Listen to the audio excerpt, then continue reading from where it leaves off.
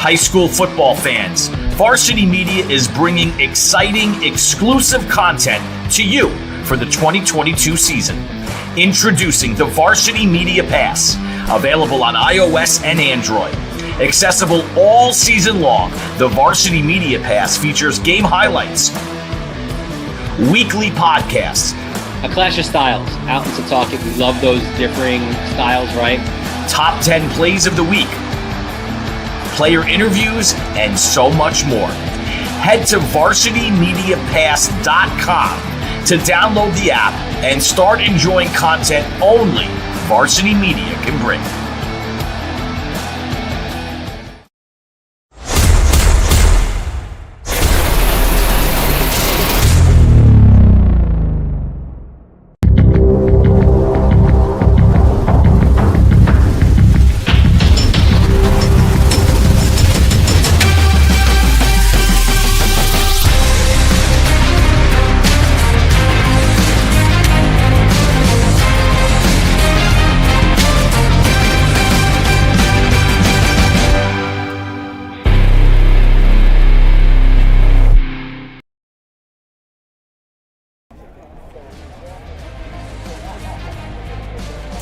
From St. John the Baptist out in West Islip, New York, the Varsity Media Sports Network presents a Catholic Football League AA1 quarterfinal showdown between the visiting Eagles of St. Peter's, the 6th seed, against the 3rd seeded Cougars of St. John the Baptist. Good afternoon to everyone. Dylan Butler here with John Perez. And John, this is a matchup as we will take a look in a moment at the brackets and kind of see how things work out. But this is a matchup of two teams that have had a very good, well, Baptist has been consistently good throughout the season, but a St. Peter's team that's been young. We'll talk about that throughout this broadcast, but they've been a lot better late in the season. They're playing their best football exactly when they want to. Yeah, when you look at 3 of their final 4 games, St. Peter's coming away with the victory, and you could throw in the forfeit in there as well. But St. Peter's coming together at a right time. We'll talk about it later in the broadcast, like you mentioned, but only 8 seniors on this team. They really had to call up a JV squad of guys. But having said that, Mark DeCristoforo is very happy with his young effort. And meanwhile, on the other side for St. John the Baptist, a lot of athletes out there, they feel that they've kind of been slighted in the AA1, and they feel that they could take a bite at the apple and win a championship this year. You can see the bracket here on our screen. The top seed, of course, is Holy Trinity. They earned a bye into the semifinals. They will take on Fordham Prep. Fordham Prep went on the road to beat St. Joe's by the Sea out in Staten Island yesterday, and the winner of this game will take on either 7th-seeded St. Francis Prep or Moore Catholic, the number 2 seed. These two teams played earlier in the season. It was a 44-20 win here in West Islip by St. John the Baptist, but you can argue that you can almost throw that game out the window because of how much both teams have changed. We mentioned the improvements by St. Peter's, but it's also changed offensively for St. John the Baptist. In that game, it was Michael Wheat, the quarterback, really using his dual threat ability to really hurt St. Peter's. He threw for 165 yards. He ran for 120 yards. But there's a different look for St. John the Baptist at quarterback. It's Kevin Pileski, and we'll, again, talk about him more. But that's a little bit, when we spoke to DeCristoforo, he didn't say that was an edge for them, but maybe plays a little bit more in to what they want to do or how they can play, because they were hurt in that first game by Wheat.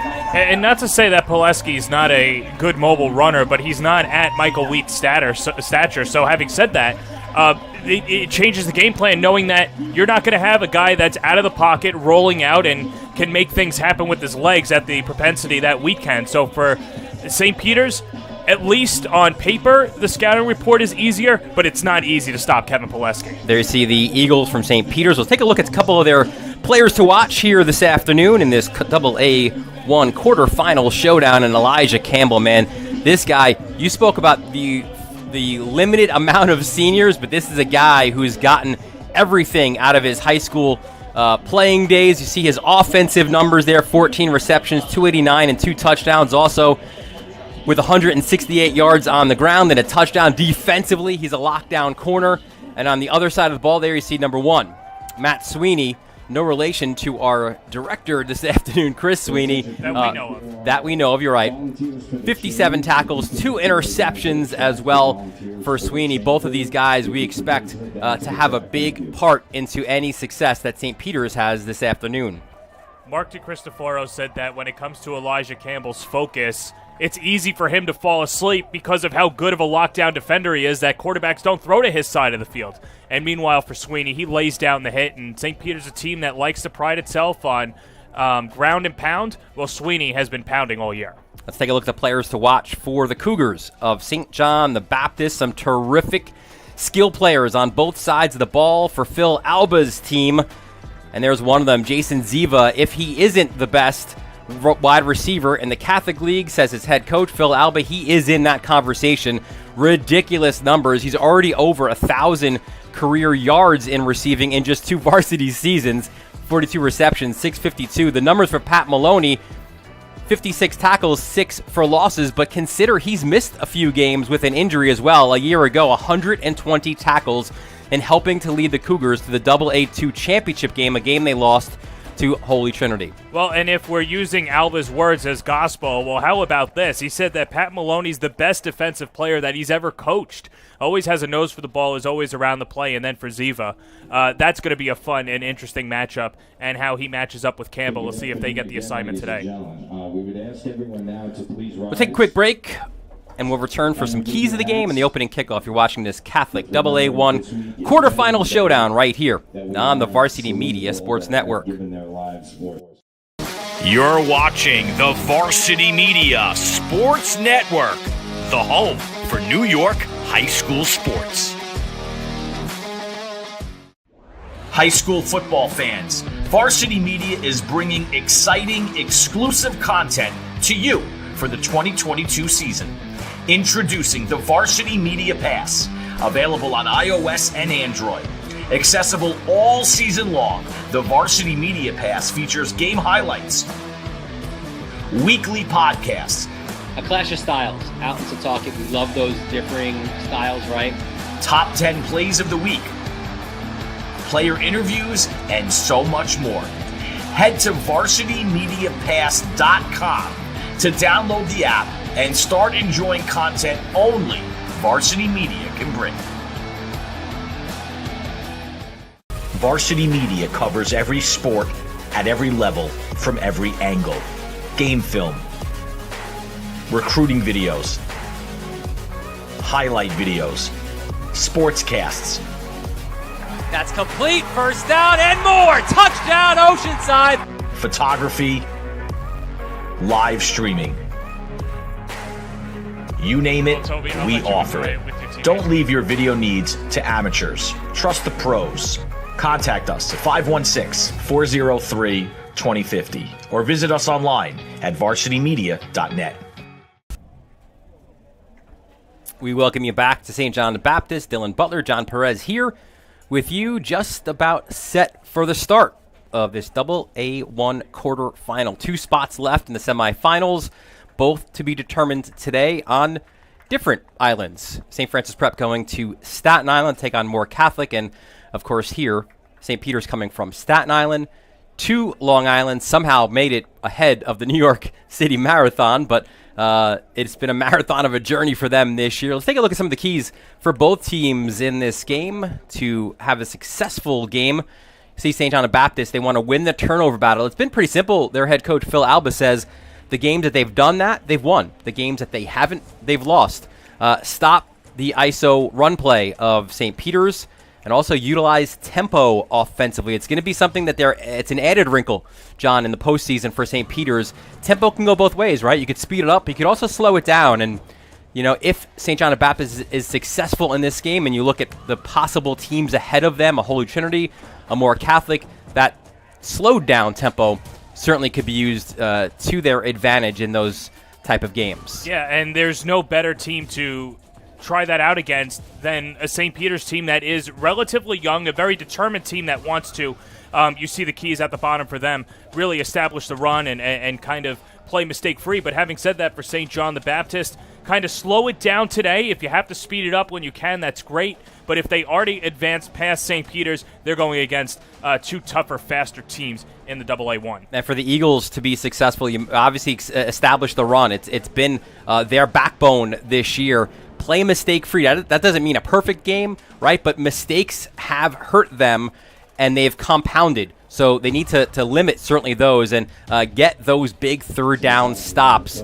And it's been a struggle, and it's been frustrating for St. Peter's because they'll do a lot of really good things on third down, and then maybe the escapability of the quarterback or penalty comes back and haunts them in those situations. That's exactly right. And when you have a younger team that is feeling like they have St. John the Baptist on the ropes and needs a closeout play, you might get an extra hold, a face mask, or things like that, and some excitedness might actually burn St. Peter's. They don't want that to happen today, and they feel that if they cut down on that, they could come out with the victory. In that huddle, somewhere in that huddle, is Phil Alba in his 4th season as St. John the Baptist head coach, a 1984 graduate of Valley Stream Central. He's in his 12th season in this program. He's also the defensive coordinator. He was an assistant under Ralph Carasulo and Keith Schweers as well. So a long history here at St. John the Baptist for Phil Alba. And across the way, speaking of long histories in the Catholic Football League certainly, but also at St. Peter's, is Mark DeCristofaro, a 1996 graduate of Monsignor Farrell. He is in his 9th overall season as head coach. Back in the days at Monsignor Farrell was a DB, safety, one of those Fugazi Award nominees as best player on Staten Island. Went to Wall Street for a couple of years. But before that, I should say, was at Wagner College. Got hurt. Actually started coaching at the age of 19 back at Monsignor Farrell. He spent 2002 to 10 as a Farrell assistant. Joined St. Peter's in 11. Was the head coach from 13 to 18, where they reached the AAA the semifinals in back-to-back years, beating Monsignor Farrell on the way to doing so. Working this program up, building them up from a team that was in the lowest ring in the A's at the time, now they're called AA2, up to the AAA. And that's exactly what DeCristofaro was trying to do here in his 2nd stint as head coach. He stepped aside for a short period of time when he became the dean and athletic director at the all-boys school.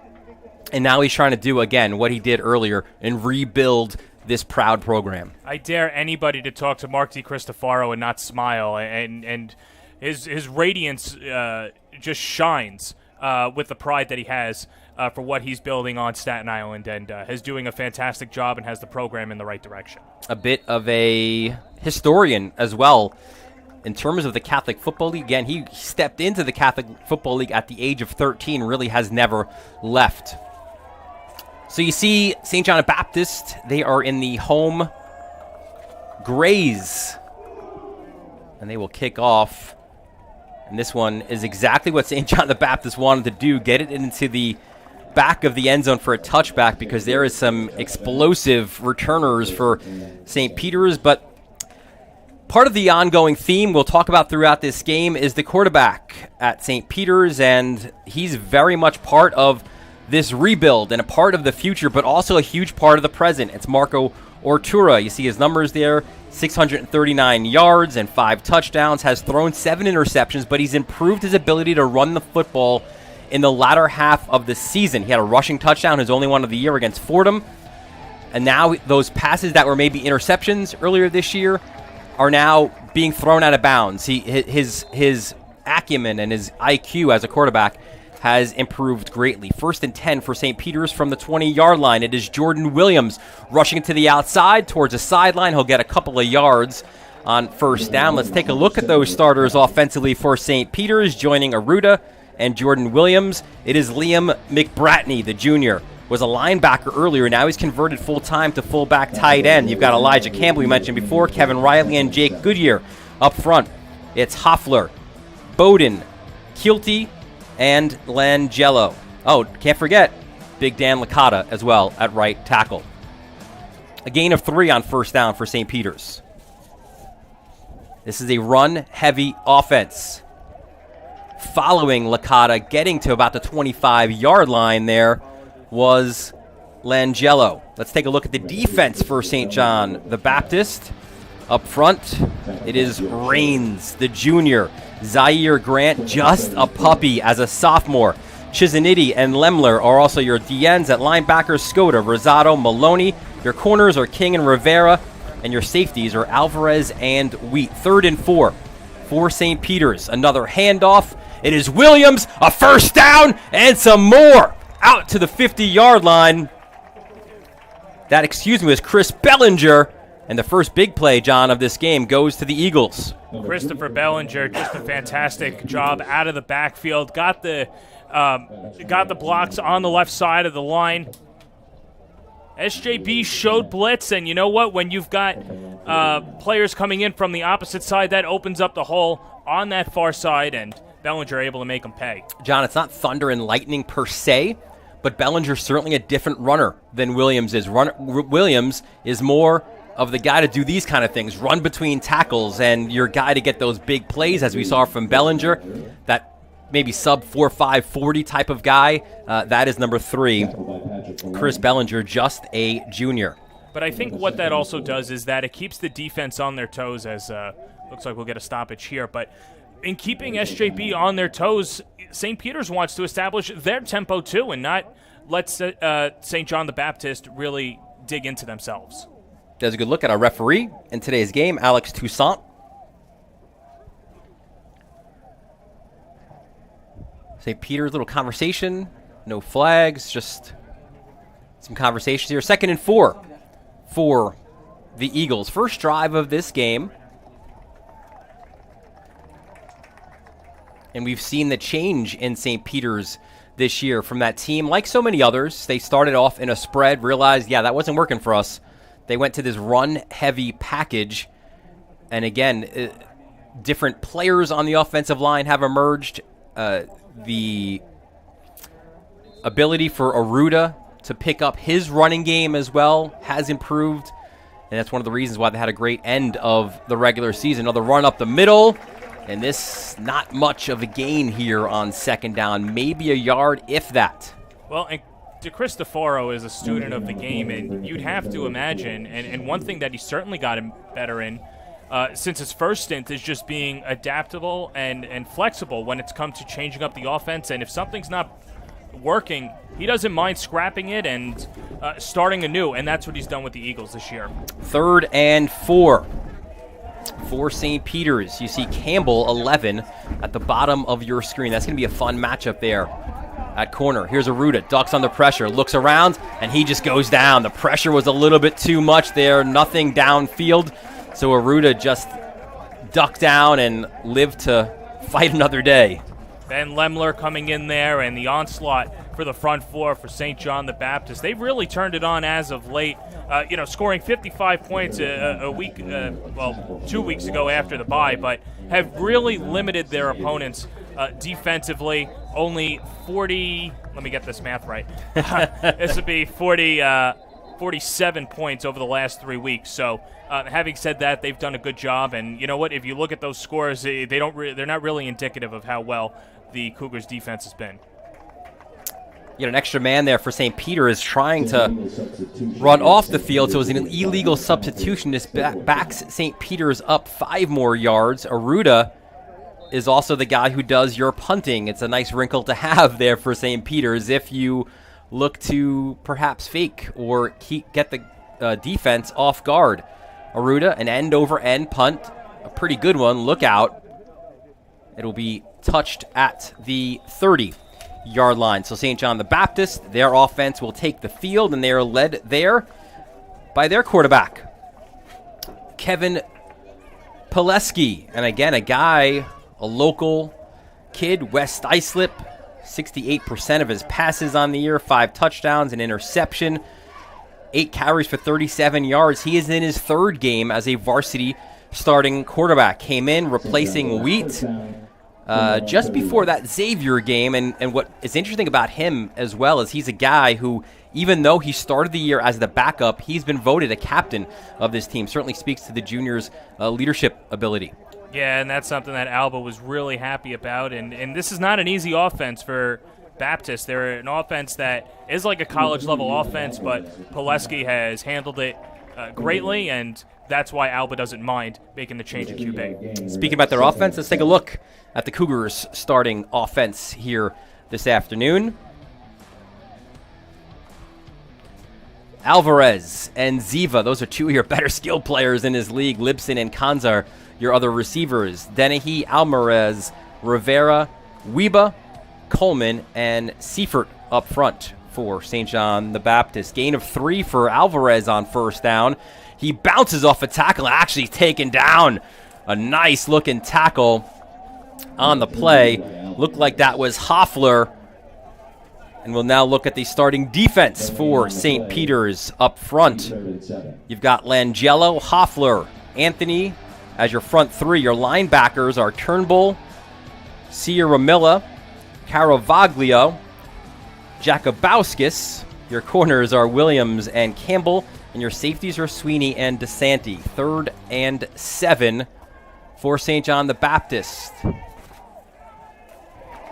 That's a completed pass to the far sideline. And it was Ziva with the reception.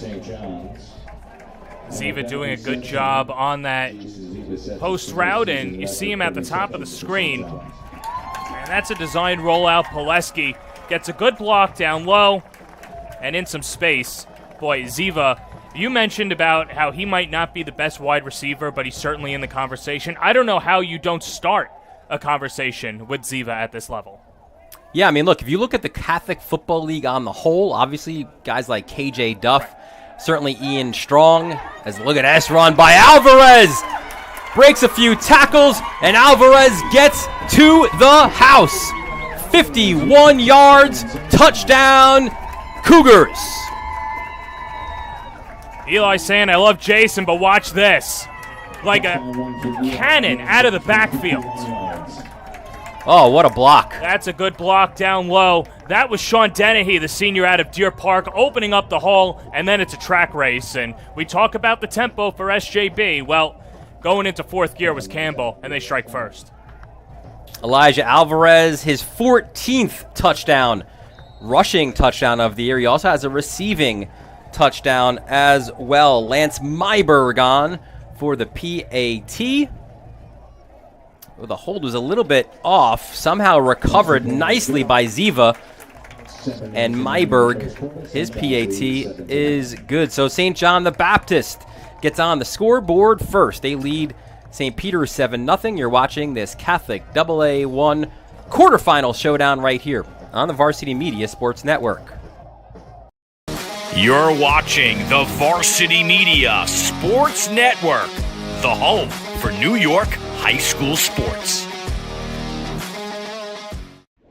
High school football fans, Varsity Media is bringing exciting, exclusive content to you for the 2022 season. Introducing the Varsity Media Pass, available on iOS and Android. Accessible all season long, the Varsity Media Pass features game highlights, weekly podcasts, A clash of styles out in Setauket. We love those differing styles, right? top 10 plays of the week, player interviews, and so much more.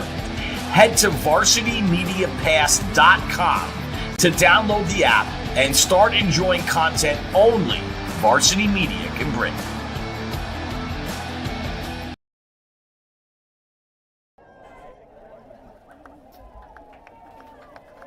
Welcome back to St. John the Baptist. Cougars have raced out to a 7-0 lead, courtesy of a 51-yard jaunt by Elijah Alvarez.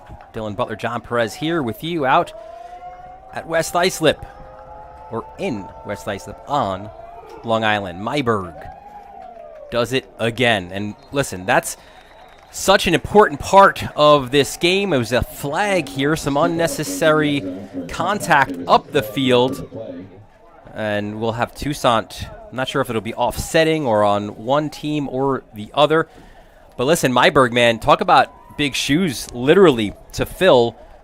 Last year's kicker, you might have remembered him, RJ Cochin. Well, he's at West Virginia right now, so that shows you the kind of ability that you have in that position. But Myberg's done a really good job. The junior from Roslyn came into this game with 19 of 20 PATs, 6 touchbacks. And again, St. Peter's has some burners there to try to return the football, so super important to force them into long field. Yeah, and what it does is it takes one facet of their game away, as this penalty is going to go against the Eagles. And that's exactly what D. Cristofaro said they cannot have. It was on Jacobonis. So St. Peter is backed up to their own 10-yard line. And maybe the Cougars here smelling some blood in the water. Maybe pressure Aruda here. Handoff on first down to Jordan Williams. Goes up the middle, and he'll gain about 2 or 3 on first down. And Williams, not the biggest stature, but probably the biggest heart, says his head coach, Di Cristofaro, 5'7", 176 of pure iron. And when he sees daylight, he can burn. Having said that, though, he's a guy that can embrace some contact, and will certainly get that with the front 5 for SJB. 2nd and 8 for the Eagles. The 6 seed here. Handoff. And another quality run. I thought, actually, as we see Williams again getting to the outside, it looked like for a moment, John, that he had more ability to get to the outside. Kind of stutter stepped or took a hesitation step and cut it back inside. But I thought there was more of the sideline for the senior to run towards. Yeah, it looked that way, and that's where the Eagles' front line was shading him towards, and a good run, but could have had a couple more yards, but either way, 3rd and short for St. Peter's. Yeah, 3rd and 2. You see the Cougars stacking the box, realizing that the run is going to come, and a big stop defensively. It was Bellinger rushing the football, and he was hit for a loss. Good job flooding up the middle of the front line again. And, you know, for St. John the Baptist, that's Zaire Grant doing a fantastic job with Nick Chisanidi. I mean, there's not a lot of daylight between those two guys, and when they're in sync, it's going to make a running back's day that much tougher. Yeah, Grant, 6'1", 280 from Valley Stream Central, a transfer, as Aruda's punt nearly blocked. And I think it might have, did they even get a piece, or that just carried him out of bounds? Either way, it's going to be some terrific field position for St. John the Baptist. And Chisanidi, you mentioned before, 6'3", 205 from Bayshore, a guy who is a lifelong reserve player, and he's earned his right here as a starter this afternoon. Yeah, Chisanidi wearing number 95 should be in that huddle, but one thing that I found interesting on the 2 Aruda punts, he has not punted it to Jason Ziva, and that has to be by design. You blame him? No, I don't. That's some good coaching and realization there. You want to avoid 4 at all costs. So terrific field position here for the Cougars on their second drive. They are at the St. Peter's 35-yard line. A bounce to the outside. A tackle and a flag is thrown as well. I think this could be a face mask. As you saw, it was Wheat, it looked like, right? Was that 1? Yep. Running to the outside. We expected to see some Wheat here as well. And it was a personal foul face mask against the Eagles. Another damaging penalty against the visitors. But we see it again here. We expected to see Wheat, right? Get some touches here at quarterback as well. I think there's so many useful ways that you could use Michael Wheat. Obviously, they used him as a quarterback earlier this year and then transferred over, but is a fantastic defensive back as well, and we'll talk about it when they're on defense. But because he knows the running lanes and passing windows, that's what makes him an excellent DB, but he's got a good nose for the running game too. And he knows also how important it is to hand it off to 3, right? Alvarez, another big run, and he's a cool story too. We'll get more into Elijah Alvarez as this game goes along, but the senior from Patchogue, he was the backup a year ago. Remember, of course, Mark Anthony Scott, what an incredible running back he was. So Alvarez was the guy who got some time when Scott needed a break, right? And now it's Alvarez's opportunity to rush the football. Here's Wheat cutting inside. Looks like he probably got to the 10-yard line if they give him that forward progress. But yeah, Alvarez, right, he also worked so hard. Previously on the other side of the ball, he was more of that kind of downhill, hard-hitting linebacker, and he carved himself into becoming a really, really good cover guy out at safety. Yeah, he's just a guy that continues to work hard, and I think that's just been a testament to this Cougar team as well, and Alba developing this culture. And obviously he's been around for a dozen years, so the players know what expectations they have, but a team that just loves the game. Wheat slings it. Touchdown, St. John the Baptist. Dennehy, 10-yard touchdown pass from Wheat to Dennehy, and the Cougars are cooking here early on. Dennehy, that tight end, and you don't see a lot of useful tight ends in the passing game at the high school level. Well, Dennehy's one of them.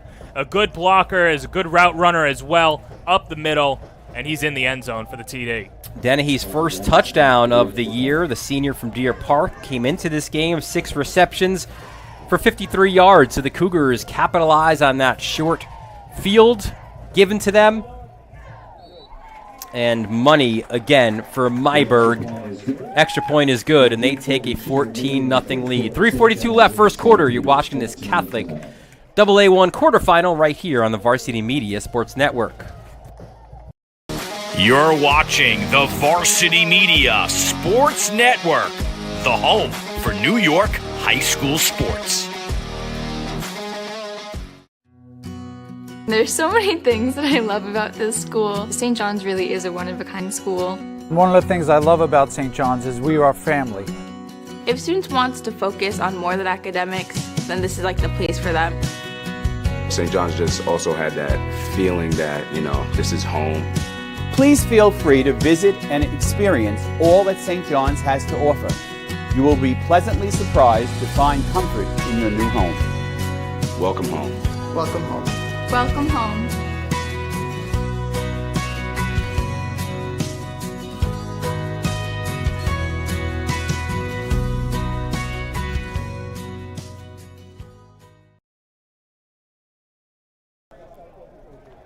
Welcome back to St. John the Baptist. Dylan Butler, John Perez here with you on a beautiful, warm Sunday afternoon in early November. Not the weather that we expected, and St. John the Baptist has certainly come out hot here in the first quarter, scoring in their first 2 possessions to take a 14-0 lead. They've been precisional. They've gotten key runs when they need to, have busted open out of the backfield. Elijah Alvarez with the long run, and then Sean Dennehy, who's one of the more fun tight ends to watch in the AA1. Myberg again puts it into the end zone. Let's take a look at the Cougars' season to date here, and 6-2 on the year. And it was interesting, too, as there is a flag down, but we'll get to the flag after this. Alba mentioned kind of 3 different seasons that they've played, right? First season going to Ohio, losing to Avon Lakes. The second season being the regular season. And you see a very successful one at that. The only loss in the regular season you see there was to Kellenberg, a team that we just saw yesterday, 27-7 loss there, and you bounce back off that one. Kennedy Catholic, Xavier, and Mount St. Michael. You mentioned all those points that they put up. That includes that 44-20 win over St. Peter's back here in the regular season. And another penalty on special teams against St. Peter's, another personal foul, which, listen, it's a young team, but these are mistakes at this point of the season that just can't happen, John, especially there was no return, right? Like, just block your guy, hold him, and just go to the sideline. Another personal foul, which again sets up St. Peter's on their own 10. Aruda, first pass of the game, goes long, has Campbell, it's complete! Oh, and a touchdown-saving tackle as well at the 45-yard line. Fantastic job by Campbell getting open. Joseph Rivera, like you mentioned, the game-saving tackle. But this is exactly what St. Peter's need. They need to jolt their offense, and if that means that Aruda has to air it out, do so. You're down 2 scores. Can't continue to keep running and run into the teeth of the front line for St. John the Baptist. Have to get them unbalanced, and I like that Aruda aired it out. And Campbell's the guy to get it to, certainly. 14 receptions, 289 yards, and 2 touchdowns for a guy who will play collegiate football. There is Jordan Williams trying to bounce it to the outside, gets to the 50-yard line. Back to Campbell. for a moment, recruited by Army as well. He was the starting corner the last couple of years, and he is absolutely the number one target for Arruda. That special sort of, that guy that looks the part of what St. Peter's wants to be and what they have been as well in their past. I was watching him in warm-ups, and he's a football player. There's no ifs, ands, or buts. There are some people that define themselves as artists or students or scholar athletes. He is a football player, and I'm not knocking what he's doing in the classroom, but just has that classic build, is a good route runner, and has just been fantastic to watch. Arruda again. This time it's complete, finding Kevin Riley, and Riley's a fun story as well, a guy who was the QB. He was in Arruda's shoes a year ago, took a beating, undersized at 5'7", 160, but he's one of those special seniors that DeCristofaro has talked about, a guy who has toughed it out. Now he's the wide receiver number 2, also rotates in defensively at the nickel position. Well, and the good thing about St. Peter's is that they check their egos at the door. It's a lot easier for a 16-year-old like Riley to be upset that he lost the quarterback job, but he's finding a way to be productive for the Eagles, and they're happy for it. 3rd and 5 for St. Peter's. Low snap. Arruda goes back in the air, trying to go Riley's way. He was double-teamed, and that pass goes into the Cougars sideline. Yeah, that was Joseph Rivera and Lucas Scotta. And how about the job of Rivera on the last 2 passing plays, getting the touchdown-saving tackle and then in coverage as well. He's somebody that continues to progress. Only a sophomore. Yeah. Can't wait to see his future. Yeah, we talked all about these, or we are continuing to talk about all these sophomores on the St. Peter's team. Well, Rivera, the sophomore from Copeg, man, he's going to have a couple more years to shine here for the Cougars. So Arruda back to punt again, 4th and 5 from his own 47. Steps up.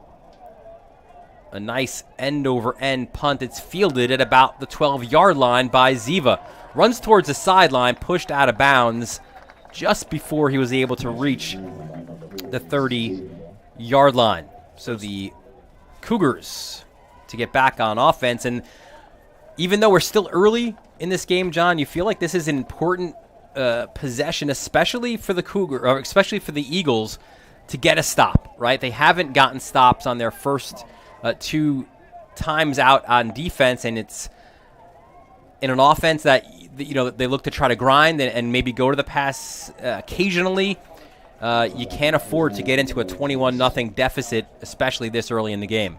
That's why that punt coverage was so important. Now, I wouldn't have been opposed to St. Peter's trying to fake it, try and get those 5 yards because it's a longer field, not exactly the length that they're getting now. But having said that, you're right. This is a big time in the ball game for St. Peter's. Can't afford to go down 3 scores, and that includes a field goal, which is certainly a possibility. The way Myberg can kick the ball. Pileski, a short pass, only a couple of yards, if that, on that far sideline. And it was Alvarez, the intended target.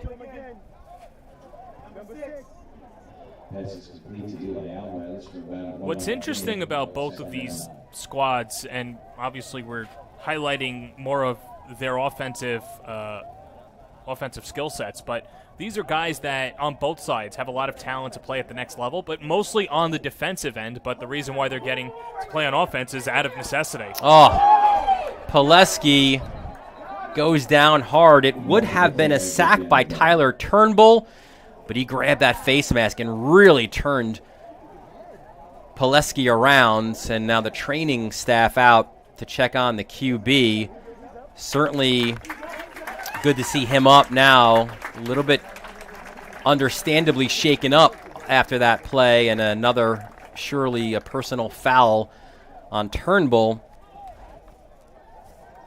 And that's kind of a little bit where we see St. Peter's being, right? Like making the play or getting close to making the play, and then a penalty. That mistake-free game that DeCristofaro was searching for, he will continue to search for, certainly, maybe going into next season.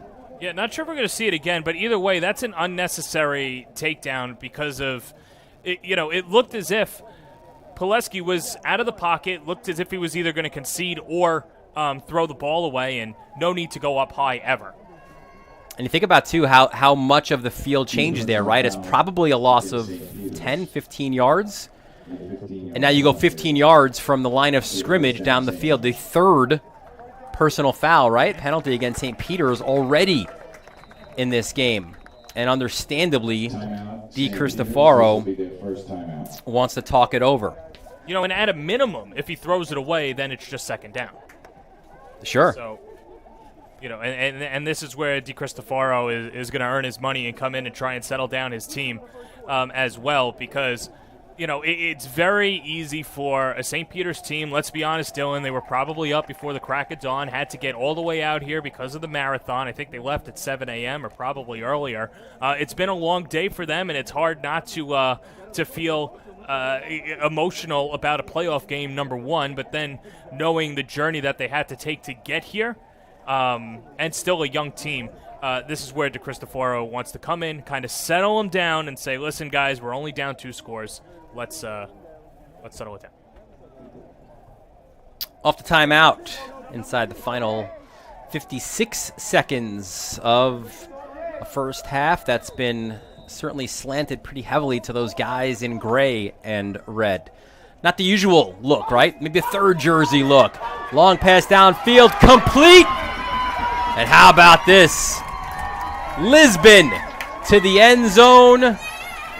Touchdown, St. John the Baptist. Fantastic 1v1, the play action. And what a throw, Michael Wheat. Just blowing past his defender and Lisbon. One of the more athletic players on this squad, a guy that can dunk a basketball one-handed. Well, he could score a touchdown in the open field, and we just saw it. Yeah, 65 yards to the house for Libsyn, the transfer from Westbury, his third touchdown of the season. And Wheat, we mentioned it before, such an interesting story. Maybe we'll stay here and talk about it a little bit with Wheat, where he's the transfer right from Roslyn and came in with all that hype as the PAT attempt by Myberg is good. With the hype also brought extra pressure, right, on Wheat. Now, he delivered 63% of his passes, 688 yards, 8 touchdowns. The 5 interceptions were a little bit too much, suffered an injury as well, and then it became decision time for Phil Alba. You see him there on the sideline. What do we do now? Well, we go to Pileski, take some of that pressure off of Wheat's shoulders, and again, maybe Wheat also, listen, he's a smart kid, he's a junior, he's 5'10", 180, and at one point, Wheat's like, listen, I want to play collegiate football, what's my best route there? And maybe he surmised it's on the defensive side. So he was fine. And again, the quarterbacks in this on this program, they are tight. They are close. Wheat roots for Pileski and vice versa. And that's a little bit. But again, you know, Wheat now off of that injury, he is healthy. Obviously, he could play on both sides. Hurt St. Peter's pretty much in that regular season game. So maybe a little bit of a 2-quarterback look. And obviously, too, coming off that injury to Pileski. Well, and credit Alba, too, and obviously the character of Wheat. But, you know, he kept Wheat involved, and he kept him exactly where he should be on the defensive end. And if you get a player to buy in and continue to produce on one level, it's going to go to the other side of the field, and that's what's happened with Wheat this year. Myberg, to this point, every kickoff has been in that end zone. Let's see if he makes it 3 for 3, and this one will be there as well. An incredible tool for St. John the Baptist, and we again, as we have throughout the season, want to thank the folks at the Yes Network. We're Varsity Media. We're excited to continue to team with the Yes Network app to bring high school football now in the postseason to more fans. Our broadcasts are simulcast on the Yes Network app. And exciting also to let you guys know, if you look in the bottom left of your screen, right there it is. You see that QR code? Download that to get the Emmy Award-winning Yes Network app. I've got it. I know John has it as well. 1st and 10 for St. Peter's. It's getting late early here for the Eagles. Aruda under pressure, And this is where he's become a better quarterback, right? You see him there, throw it out of bounds, get out of trouble.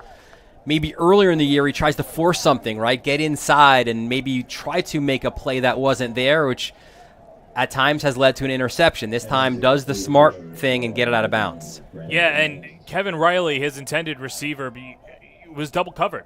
So because of that, like you said, he had to throw it away, and he's been feeling a lot of pressure this afternoon, especially in this first quarter for the Cougars front line, and doing a good job throwing it away. But let's see if St. Peter's opens it up and goes down deep again. Marco's older brother, Michael, played at St. Peter's. This time he does find Riley. Short pass. Ooh, and Riley was leveled at about the 20-yard line. Pass is complete to number 12, Kevin Riley, tackled by Patrick Maloney. Oh, yeah. We weren't sure of the number. We should have just assumed it was Patrick Maloney with the hit. That guy just brings it every single game. Yeah, I mean, Brian Urlacher, Troy Polamalu type of guy, is just got a good nose for the ball, and when he lays down the hits, you'll feel him. Maloney is a Tampa lacrosse commit, but considering his options, maybe looking to play collegiate football as well. He makes hits like that. I think he's going to have that opportunity. End of one here out at St. John the Baptist. It's the Cougars with a 21-0 lead over St. Peter's. You're watching this Catholic Football League AA1 quarterfinal showdown right here on the Varsity Media Sports Network. You're watching the Varsity Media Sports Network, the home for New York high school sports.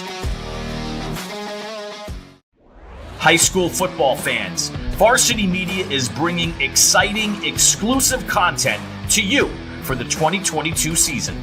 Introducing the Varsity Media Pass, available on iOS and Android.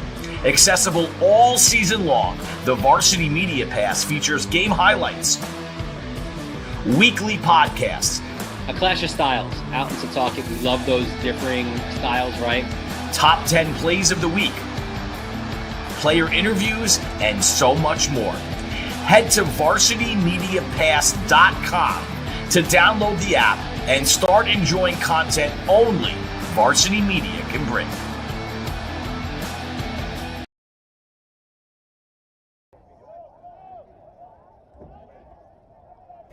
Welcome back to St. John the Baptist. It's Varsity Media's continued coverage of the Catholic Football League playoffs this year. Start of the second quarter. There's a pass to Williams. Fumble! Or was he down? They were saying it was an incomplete pass. So the Eagles will have to punt, and another deep one at that. We were out at Chaminade yesterday afternoon for the AAA quarterfinals there, and what a game that was, where a rivalry was renewed. The Flyers of Chaminade on a late touchdown, literally as late as you can get in the fourth quarter, as it was Matt Diegas finding Pat Bruno for the touchdown, and Chaminade beating Kellenberg to advance to the semifinals. We have a lot of Catholic Football League playoffs coming up as well. We'll let you know some of those matchups as we go along. Aruta's punt is a really good one. Takes a nice bounce. Look out. The official goes down, and we hope he's all right. Looks like Chris King was tangled up with a player from St. Peter's, and we hope that everyone's okay, and you get the athletic trainer looking over at him. You know, you were talking about the Chaminade game yesterday too, and we were talking to Kevin Dolan earlier this year, and he said that before their Cardinal Hayes game, and he said that if they can win that game, he could start to see it kind of build momentum, and that's exactly what we've seen out of Chaminade now. Moving on to the semifinal, of course, they're going to have their work cut out for them against St. Anthony, probably one of the best St. Anthony teams of the last decade for sure. Yeah, the Friars, as it appears the official is up. We'll take a look at some of our upcoming sportscasts. The Friars beating Christ the King in round one, and there it is. What a weekend again we'll have next weekend. Starts Friday night at Cy Donnelly Field. I think there's already tents lined up. It's like Krzyzewskiville out at Cy Donnelly Field. Chaminade, St. Anthony's. Doesn't get much better than that in the Catholic Football League in terms of rivalries. That's the semifinals. Fordham Prep looking to avenge a regular season loss to Holy Trinity.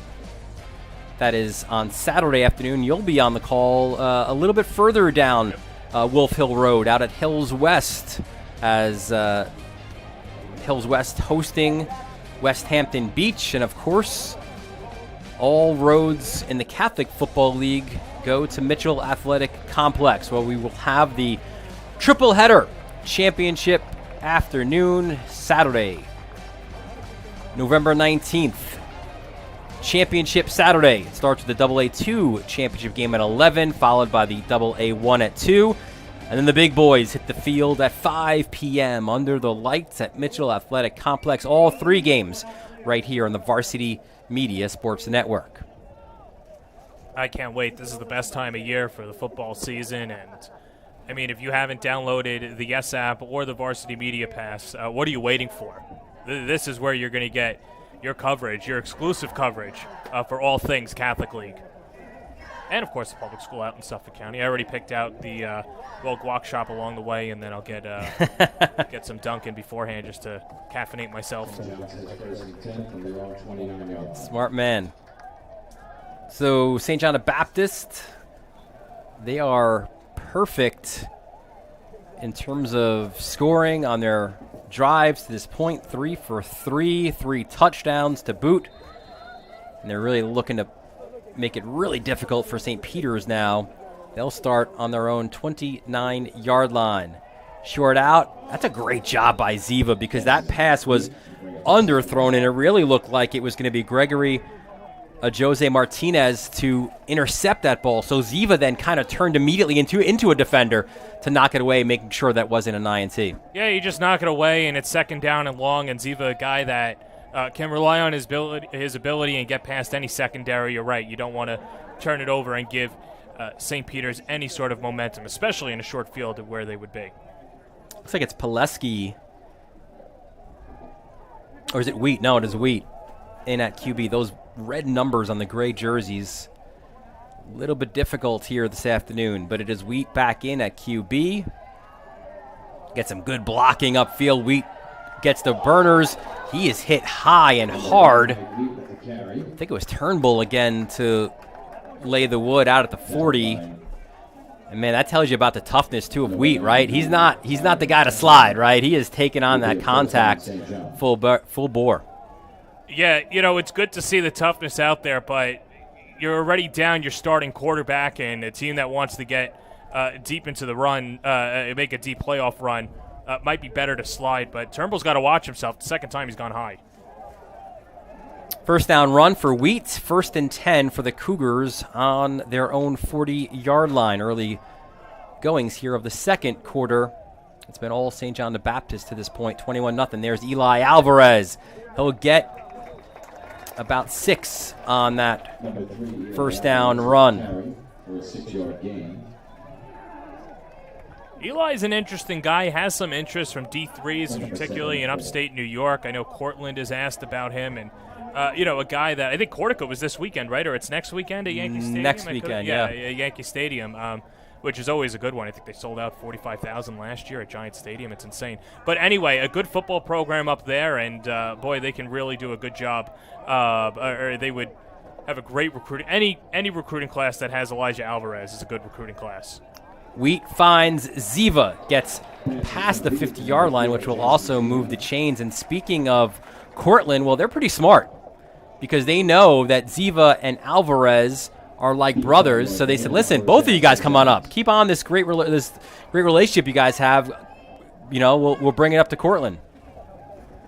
Listen, you go up to Cortland. They don't have to change their colors. They're already red. They're the Red Dragons, Cougars to Dragons.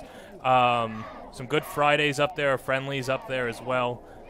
You sent me up to Cortland. I had a good time a couple years ago. So not bad to continue your college career, your football career. Well, listen, you can have that conversation with Ziva and Alvarez. Maybe they'll get you in as a special recruiting consultant, Cortland, as Wheat.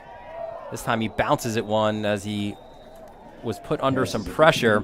Intended for number 6. trying to find Lisbon.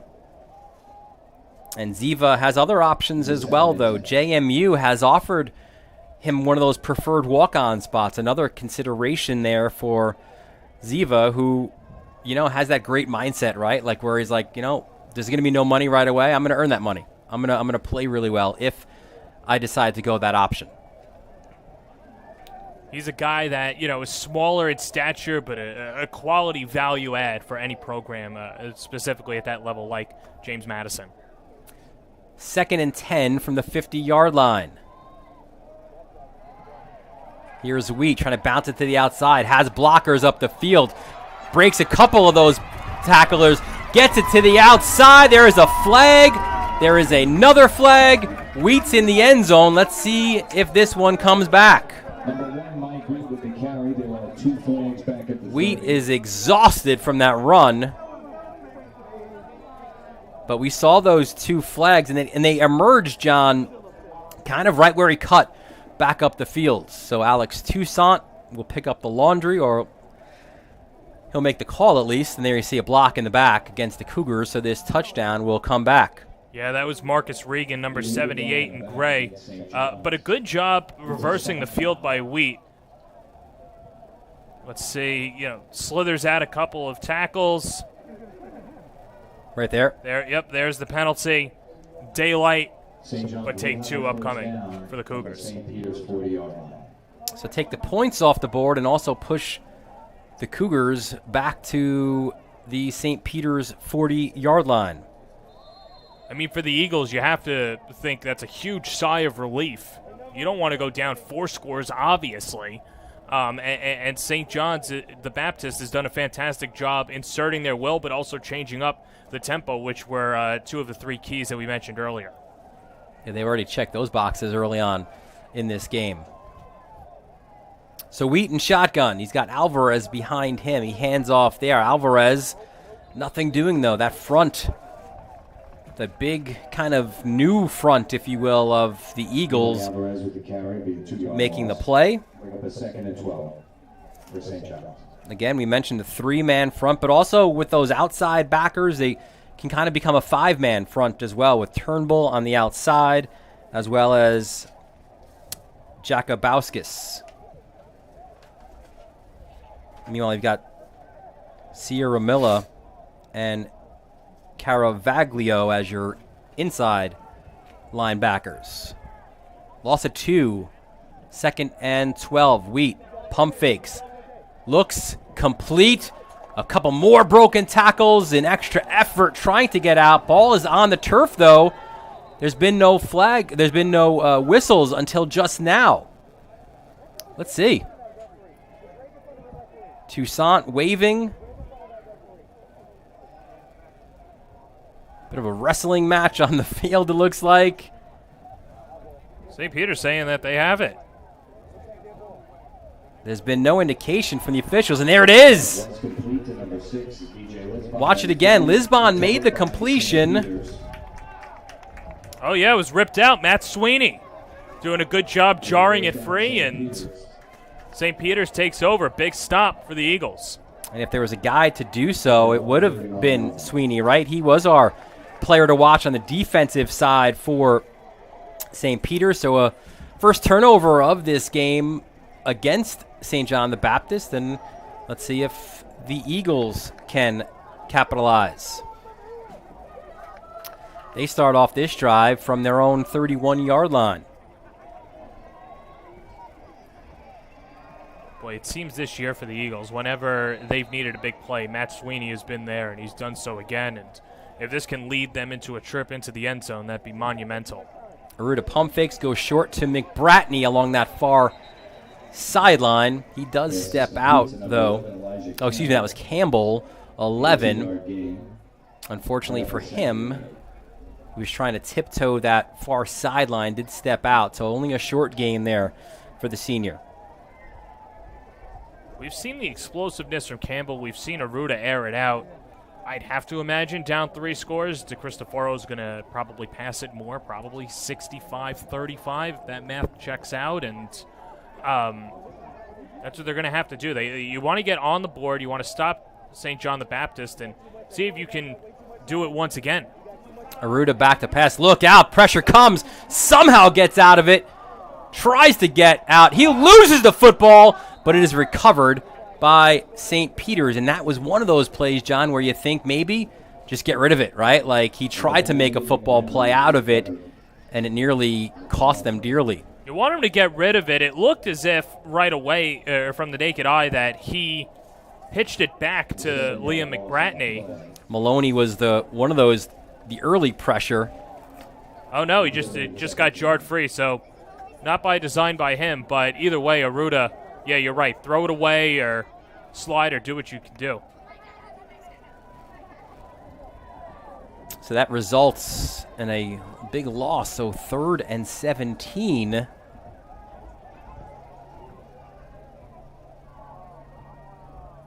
And a little bit of a different look, right? Different scheme. Looking a little bit more like Xavier on that one as the ball went to Riley, but snuffed out really well by the Cougars defense. Yeah, fantastic job on the other side. Sean Dennehy has the touchdown on offense, a big hit on defense, a good two-way player, and the senior from Deer Park showing out once more. Yeah, he'll play some D-ends, that 4 linebacker when Maloney is playing. He's moved to middle linebacker this year.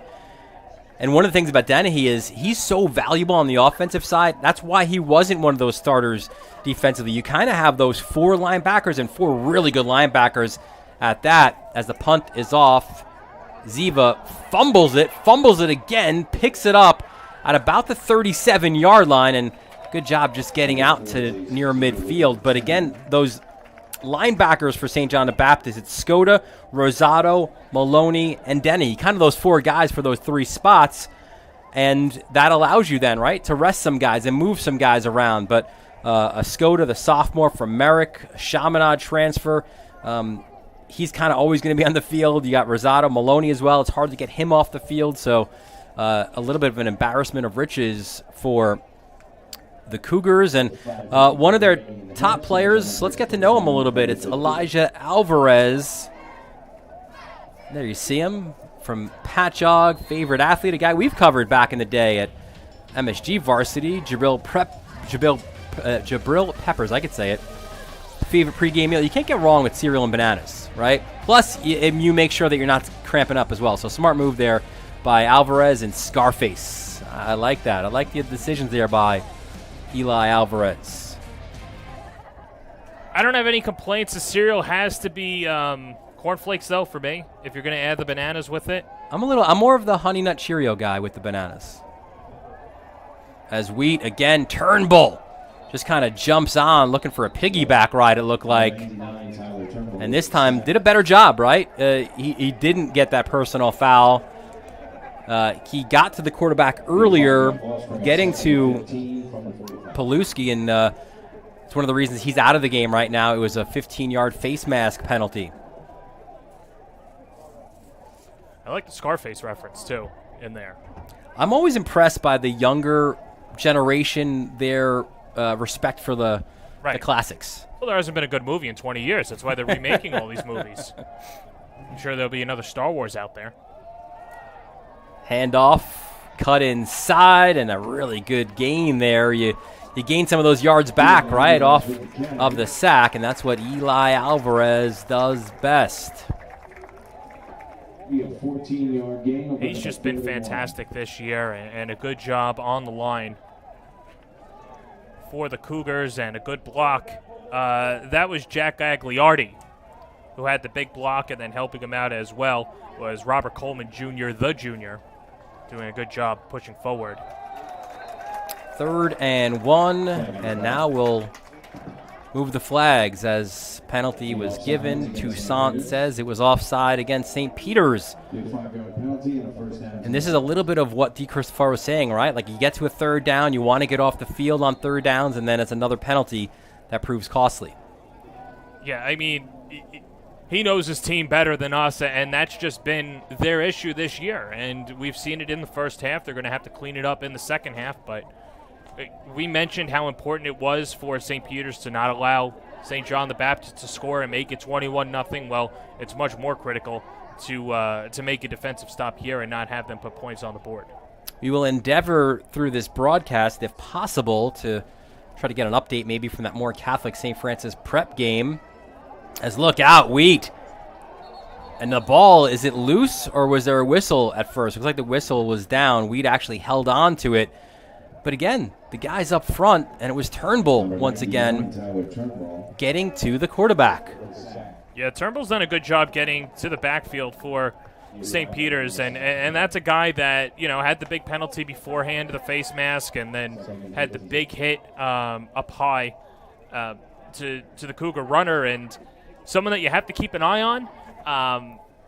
But the rest of the defense feeds off of him, and you could see they follow his direction, and he's one of the big reasons why when their defense is clicking, it's because of Turnbull. Yeah, Turnbull, that extra D end when they go to the 5 front, and a 3-year varsity player, has that great motor, as a timeout is called by St. John the Baptist.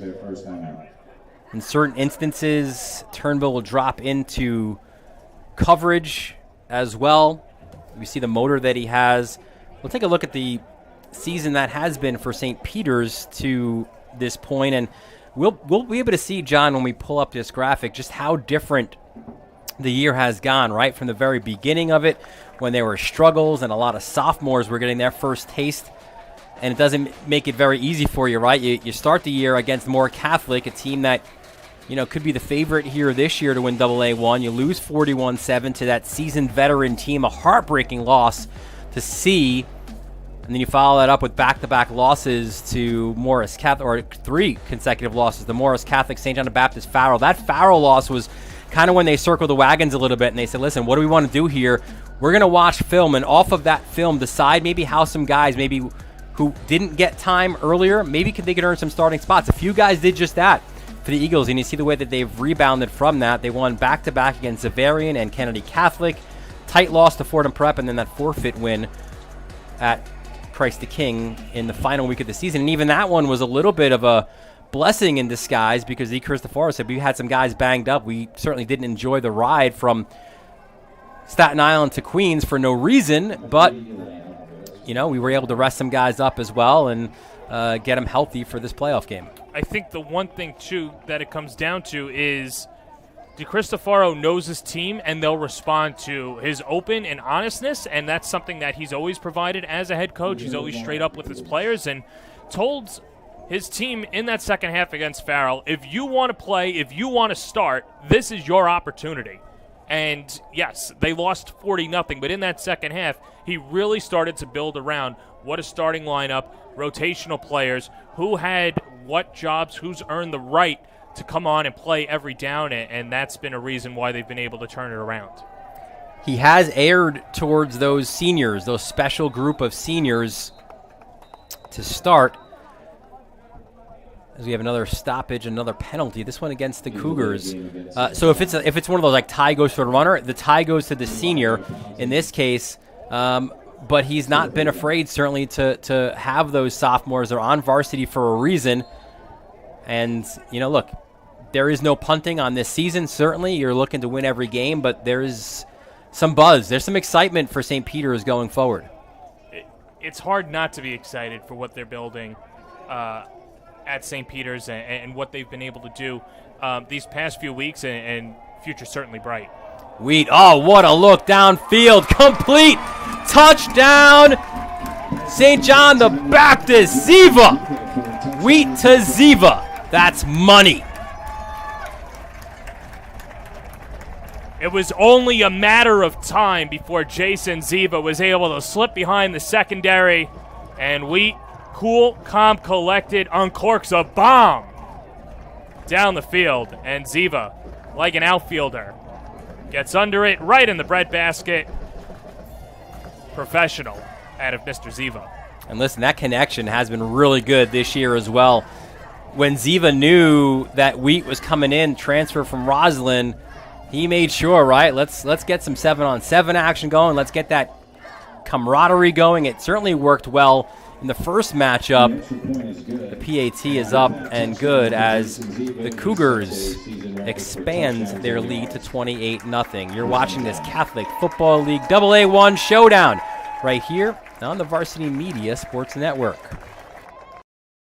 You're watching the Varsity Media Sports Network, the home for New York high school sports. High school football fans, Varsity Media is bringing exciting, exclusive content to you for the 2022 season. Introducing the Varsity Media Pass, available on iOS and Android.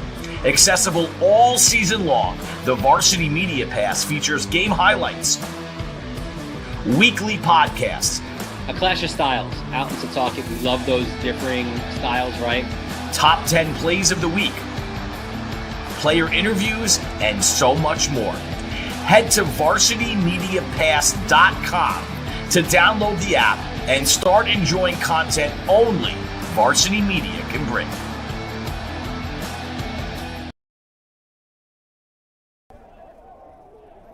Welcome back to St. John the Baptist.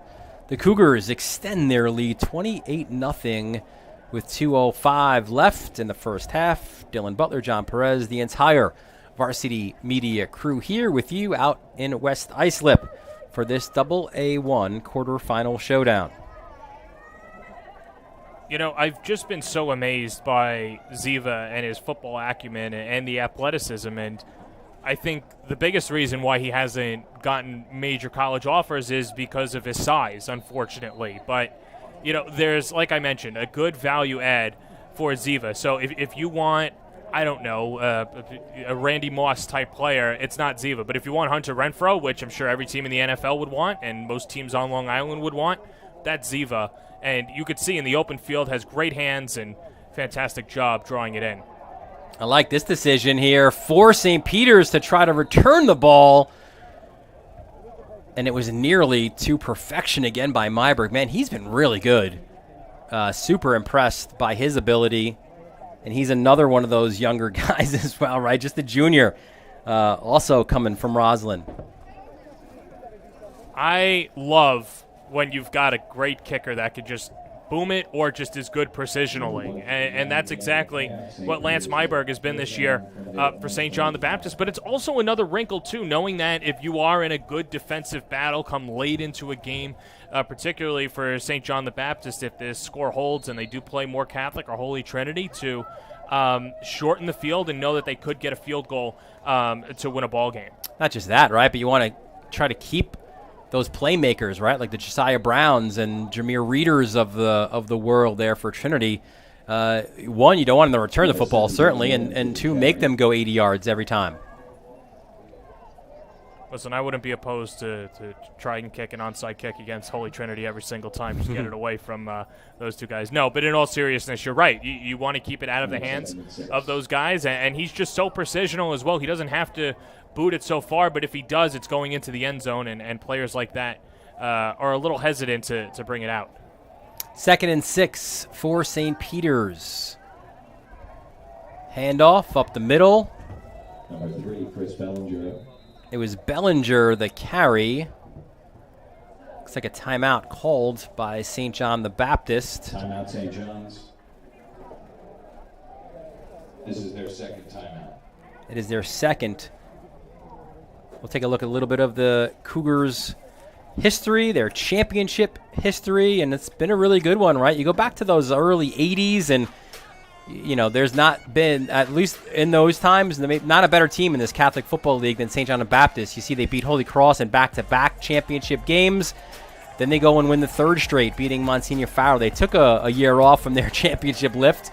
They returned in 1984, where they beat Farrell by 1. Their most recent history, though, was on the lower levels of this Catholic Football League. In 2001, they beat St. Joe's C 21-19. They shut out Spellman a year later, and they went 2010 and 2010, beating St. Peter's 29-6, and then that 51-14 triumph over Zavarian in 2013. Much like St. Peter's, St. John the Baptist has those aspirations as well, and it's good to see, too, where a year ago, you know, they played and lost in the Catholic AA2 championship game. Now they're in AA1, right? And they're the 3 seed. So building here for the Cougars. Aruda back to pass. Got nothing. Oh, man, they brought the pain, the Cougars. And now they call a timeout again with 1:06 left, trying to play a little possession game, looking for some more points. And Maloney again, 35. Watch him at the bottom of your screen. Yeah, there is Maloney just coming in, dropping the hammer. I mean, he's been in the backfield, it seems like, every possession. Maloney broke his thumb against Avon Lakes in that first week, or that week 0 game, and you see him there too, playing with that club, right? Knows that he's going to need surgery, but he's like, nah, that surgery's not happening anytime in the month of November. I'm playing the end of this season. So he's got the club on, and he's battling it out for these Cougars. Yeah, I gotta love the grit and determination for St. John the Baptist, and like we mentioned, a lot of seniors on this team. They remember the loss a year ago, want to quell that this year. Let's take a quick look at the St. Peter's Championship history in this Catholic Football League as well. And you see the AA1 championship beating Stepinac in 2001, 14-12. Before that, beat C 41-12 in 2000, and then that win over Bishop Ford 41-0.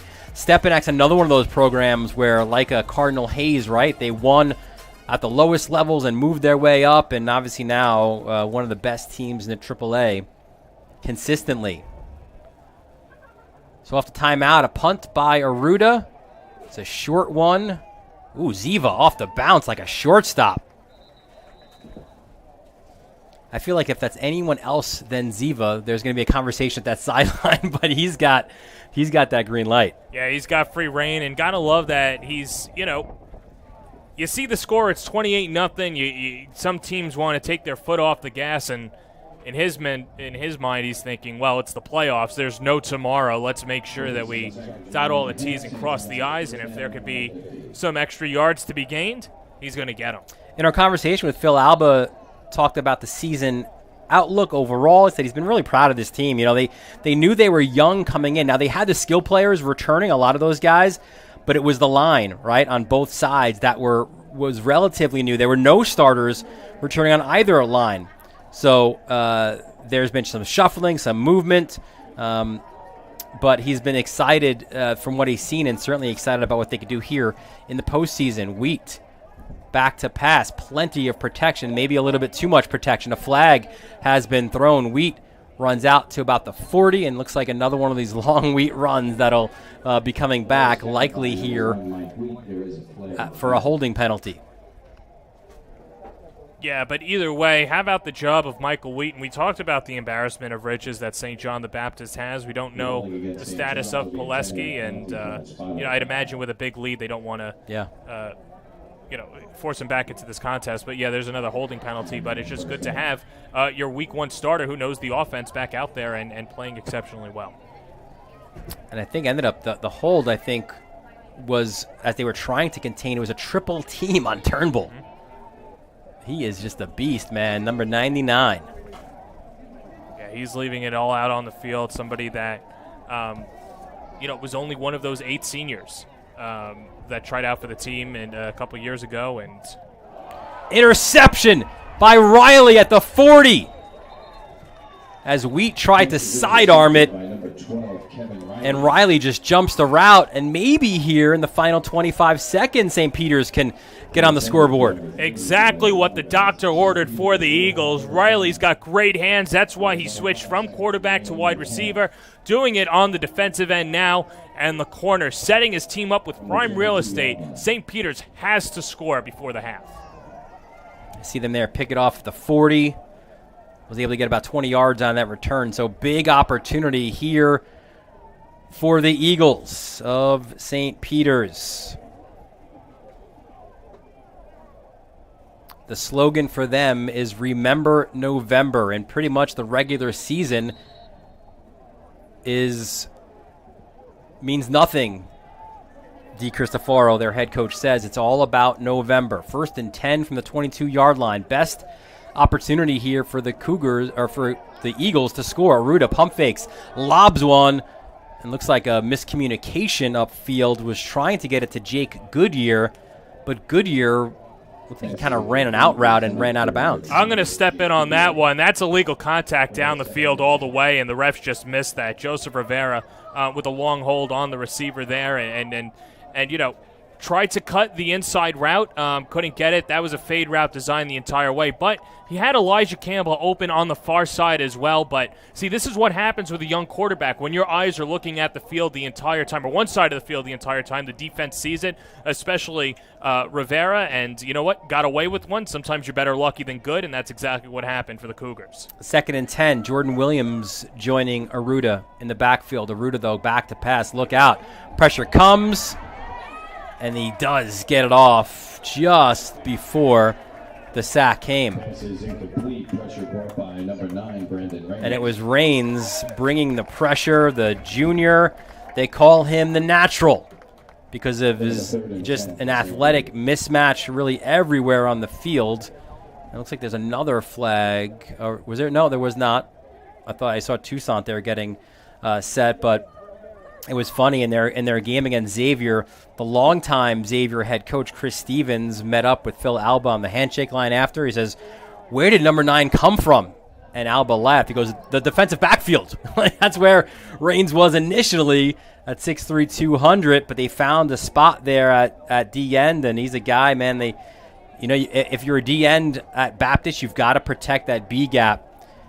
And Alba, the defensive coordinator, is militant about that, but Raines is one of those guys you don't even have to tell him. He just says to him, make a football play. 3rd and 10. Aruda trying to find Campbell. Interception. And you see the return as well by King. So interception for interception, and Chris King comes up with the big play. You can see why he's one of the best corners in the league. The transfer from Longwood, reading the route the entire time. I mean, that's an easy pick. What a great job, too, by our camera guys. Look like an ISO there on Chris King, the junior from Coram. We've got the A team. Was that Ron or was that Angelo? I got to figure out which one it was. Either way, it doesn't surprise me. Fantastic work up top and a great first half for the Cougars. Really good ending of it for them as well defensively. They were so close to conceding points, and instead they keep that 0 on the board. 28-0, St. John the Baptist with the lead here. You're watching this Catholic AA1 quarterfinal showdown right here on the Varsity Media Sports Network. You're watching the Varsity Media Sports Network, the home for New York high school sports. High school football fans, Varsity Media is bringing exciting, exclusive content to you for the 2022 season. Introducing the Varsity Media Pass, available on iOS and Android. Accessible all season long, the Varsity Media Pass features game highlights, weekly podcasts, a clash of styles out in Setauket. We love those differing styles, right? top 10 plays of the week, player interviews, and so much more. Head to varsitymediapass.com to download the app and start enjoying content only Varsity Media can bring. Varsity Media covers every sport at every level from every angle. Game film, recruiting videos, highlight videos, sportscasts. That's complete. First down and more. Touchdown, Oceanside. Photography, live streaming. You name it, we offer it. Don't leave your video needs to amateurs. Trust the pros. Contact us at 516-403-2050 or visit us online at varsitymedia.net. If you're an event organizer looking for a media company to cover live streaming, action photography, and game video for your event, look no further. Varsity Media travels throughout the Northeast covering weekend tournaments, showcases, and championships.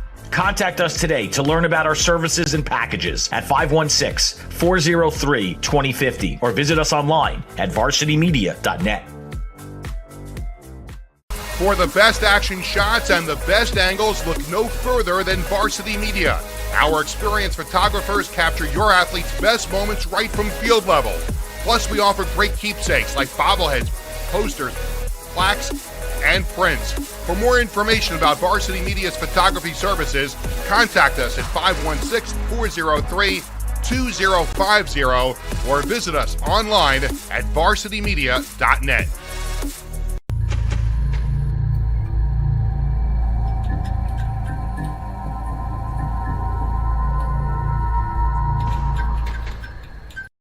Varsity Media is the tri-state area sports leader. We offer an array of services for any team, coach, player, athletic director, and parent. From game film to live streaming, we are available to cover your event anytime, any place. Looking for an enhanced experience? How about a professional broadcast with multiple camera angles, announcers, graphics, and instant replay? Need a highlight reel? We produce individual highlights for college recruiting and team highlight videos for end-of-season banquets. And when it comes to social media, nobody has you covered better than us. Hype videos, sideline highlights. We can tailor custom videos to make your team stand out on Facebook, Instagram, and Twitter. Why waste your time dealing with anyone else? When it comes to sports video, Varsity Media stands alone. Contact us at 516-403-2050 or online at varsitymedia.net.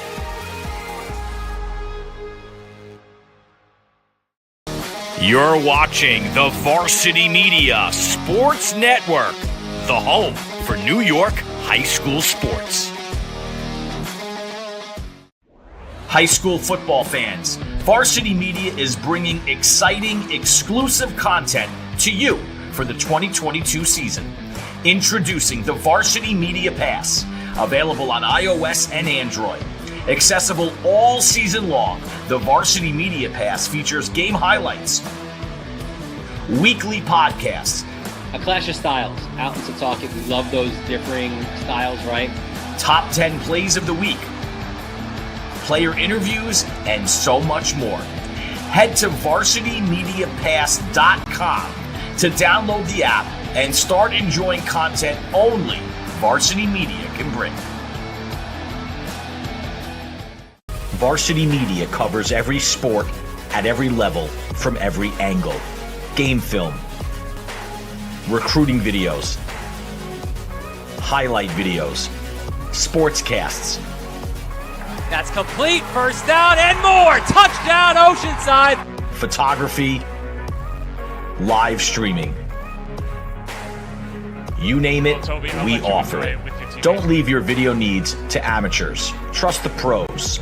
Contact us at 516-403-2050 or visit us online at varsitymedia.net. If you're an event organizer looking for a media company to cover live streaming, action photography, and game video for your event, look no further. Varsity Media travels throughout the Northeast covering weekend tournaments, showcases, and championships. Contact us today to learn about our services and packages at 516-403-2050 or visit us online at varsitymedia.net. For the best action shots and the best angles, look no further than Varsity Media. Our experienced photographers capture your athletes' best moments right from field level. Plus, we offer great keepsakes like bobbleheads, posters, plaques, and prints. For more information about Varsity Media's photography services, contact us at 516-403-2050 or visit us online at varsitymedia.net.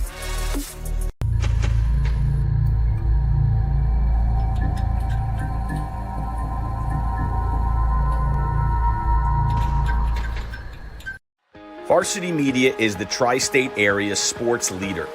We offer an array of services for any team, coach, player, athletic director, and parent. From game film to live streaming, we are available to cover your event anytime, any place. Looking for an enhanced experience? How about a professional broadcast with multiple camera angles, announcers, graphics, and instant replay? Need a highlight reel? we produce individual highlights for college recruiting and team highlight videos for end-of-season banquets. And when it comes to social media, nobody has you covered better than us. Hype videos, sideline highlights. We can tailor custom videos to make your team stand out on Facebook, Instagram, and Twitter. Why waste your time dealing with anyone else? When it comes to sports video, Varsity Media stands alone. Contact us at 516-403-2050 or online at varsitymedia.net.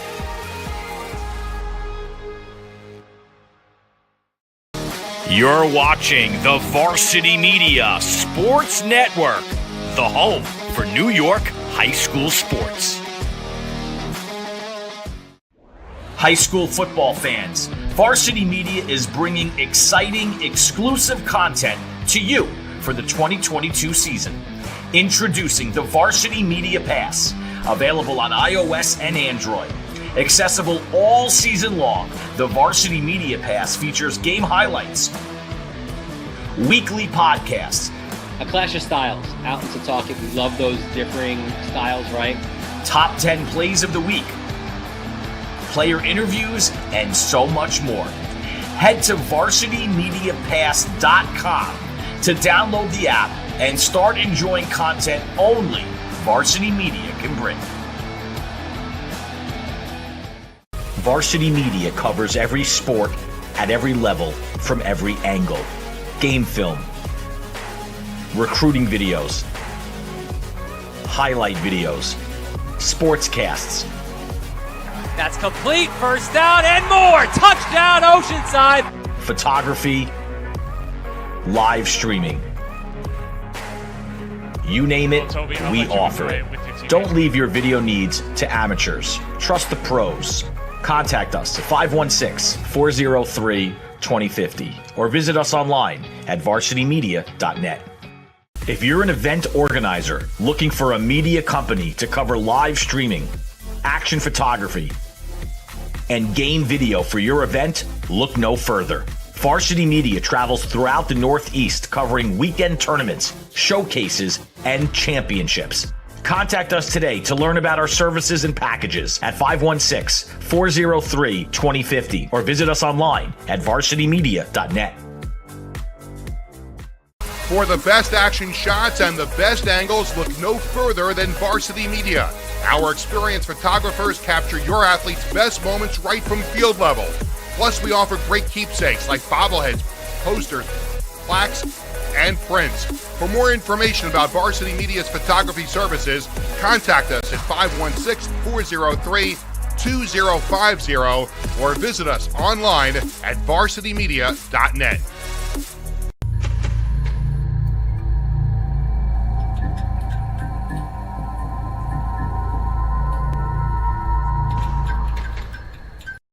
Varsity Media is the tri-state area sports leader. We offer an array of services for any team, coach, player, athletic director, and parent. From game film to live streaming, we are available to cover your event anytime, any place. Looking for an enhanced experience? How about a professional broadcast with multiple camera angles, announcers, graphics, and instant replay? Need a highlight reel? We produce individual highlights for college recruiting and team highlight videos for end-of-season banquets.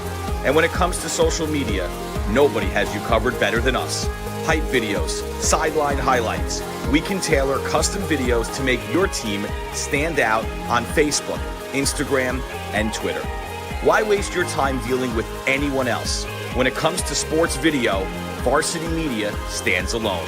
Contact us at 516-403-2050 or online at varsitymedia.net.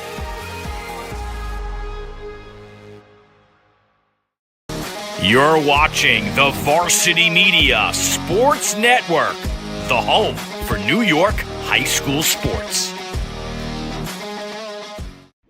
High school football fans, Varsity Media is bringing exciting, exclusive content to you for the 2022 season. Introducing the Varsity Media Pass, available on iOS and Android. Accessible all season long, the Varsity Media Pass features game highlights, weekly podcasts, A clash of styles, out in Setauket. We love those differing styles, right? top 10 plays of the week, player interviews, and so much more. Head to VarsityMediaPass.com to download the app and start enjoying content only Varsity Media can bring. Varsity Media covers every sport at every level from every angle. Game film, recruiting videos, highlight videos, sportscasts. That's complete. First down and more. Touchdown, Oceanside. Photography, live streaming. You name it, we offer it. Don't leave your video needs to amateurs. Trust the pros. Contact us at 516-403-2050 or visit us online at varsitymedia.net. If you're Welcome back to St. John the Baptist here. Second half just about to start, and it is the Cougars with a 28-0 lead. Let's take a look at some of our first half stats for you. And John Perez, obviously advantage St. John the Baptist in the passing yards and the rushing yards and obviously the total yards. And you see, too, how the third down conversions, how important that's been. Penalties, we mentioned it before, that's a big factor. But it's really interesting here because St. Peter's wanting to keep the football, they've done that, right? It's only a 2-second differential in time of possession, but it's what you do with that possession, that's what the Cougars have done. Yeah, and what they haven't done is get into the end zone, and the Cougars have.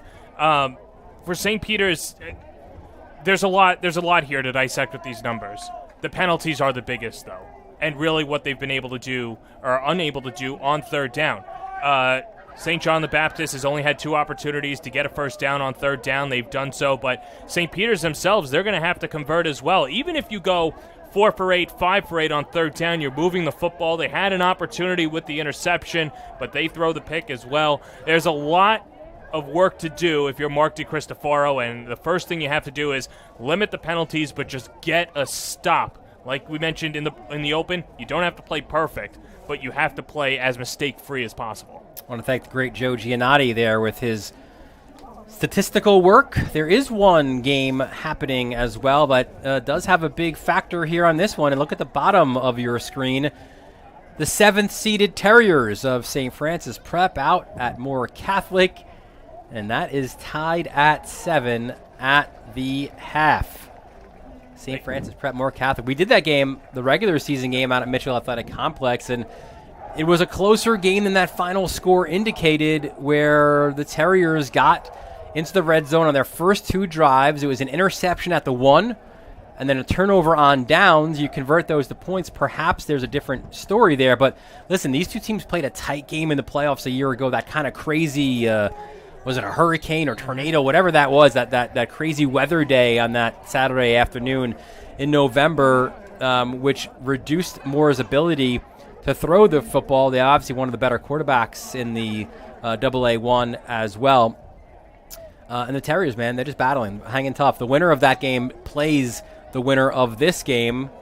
I'm not sure if that score is yet resonating throughout the crowd here at St. John the Baptist. Obviously, everyone's got phones and checking and looking for updates. And certainly if the Terriers are able to pull off the upset, you see the bracket here, that game would be here at the higher seed. And St. John the Baptist has a 3 seed. So, talk about different opportunities here for the Cougars, right? You could either stay home, right, and take on St. Francis Prep, or you head out to Staten Island at that beautiful new field that Moore Catholic has and take on the Mavericks there. Yeah, and, for St. John the Baptist, it just comes down to finishing and executing here today. None of this matters if they don't hold on and win, and they're sitting pretty right now at the half, but still got a whole half of football, and we've seen some crazy things this year in the Catholic League. But, yeah, for St. Francis Prep, they're a tough out. They've got some good athletes on their team, Brian Daly, as well as Isaiah DeCruz, Quartarolo. Some good guys that no team really wants to face, but you know what, Dylan, when you get to this time of year, everybody's 0-0 again, and anything is up for grabs. So second half about to start, and another reason why that turnover late was so damaging for St. Peter's is because they are kicking off here to start the second half. So not only do you not get in the end zone, now you've got to get back on defense here to start the second half. Here is that opening kickoff of the second half, fielded by Alvarez at the 15-yard line. Has a hole up the middle. Eli Alvarez breaks a tackle, and a really great return here for the Cougars. They've got solid field position out at the 45. First contact was Davin Lekperek, but the kicker. Yeah, which is what you love to see as a special teams guy. But, you know, you just see the athleticism of Alvarez and what he's been able to do. Scored the first touchdown of this afternoon. He's really explosive, going from third to fourth gear. If there's open daylight, he's going to find it, and he's done that this afternoon. St. John the Baptist here, 1st and 10 from their own 45-yard line. Phil Alba, head coach of the Cougars, hoping to lead his guys into the Final Four. Maybe another trip to Mitchell Athletic Complex. A short run and good defensive work there by Jakubowskis, and maybe a little extracurriculars there as well. But the forward motion on that run, as Alvarez lost his lid, he'll have to leave the field for this play because of that.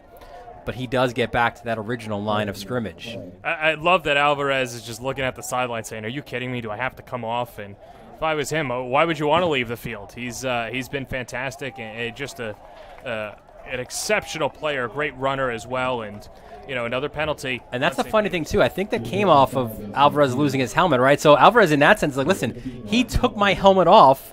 He got a penalty. Why do I have to leave? Right. Now, obviously, safety is of the utmost importance, Sure. but it looks, you know, Alvarez is under his own power. He's cognizant. He's ready to go. So we talked about those penalties in the first half, and right away, St. Peter's another 15-yard penalty to tack on.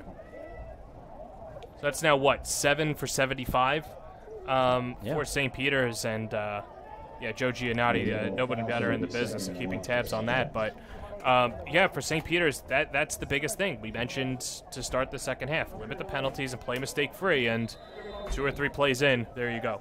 When you have more penalties than you do passing yards and rushing yards, that's a problem for St. Peter's. Handoff on first down. Run goes to the outside.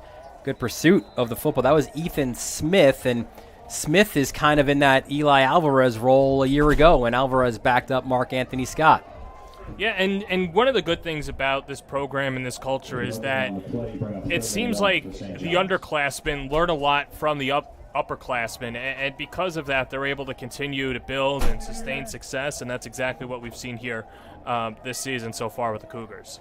And here, that's a little bit of a different situation because Smith is actually a senior, right? So he accepted his role as that backup. More flags are thrown, and it's going to be against St. Peter's. 5-yard penalty and a first down. And that's a good hard count by Wheat. Yeah, and it's a second time, too, where it's been a third down, and then you're able to get the first down because of a defensive penalty. But going back to Smith, you know, he's the senior from Islip. 22 carries, 176, and a touchdown. Makes the most of those limited opportunities, right? Pleased with the production. Maybe not the most athletic. He's not going to run that great 40 time, but he knows what to do. He knows how to find the crease and get through the hole when he has to. So 1st and 10 from the 41-yard line. Another handoff. This time it's Alvarez. And look at the cut here, finding the crease. Alvarez also has blockers upfield. Alvarez checks the rear view. He's in for the touchdown, but a flag is thrown right at Alvarez. Close to the touchdown, close to the goal line. This will probably be a personal foul, maybe taunting. He did check the rear view, as we mentioned a moment ago. And again, it was Alvarez who lost his lid on that personal foul moments ago. So let's see. Alex Toussaint looking at the St. Peter's sideline. He'll turn our way now. He's been a busy man, Mr. Toussaint, here this afternoon. I think the points should probably stay, right? Maybe this is something... Right, this should be enforced on the kickoff Yeah. afterwards. All right, here we go.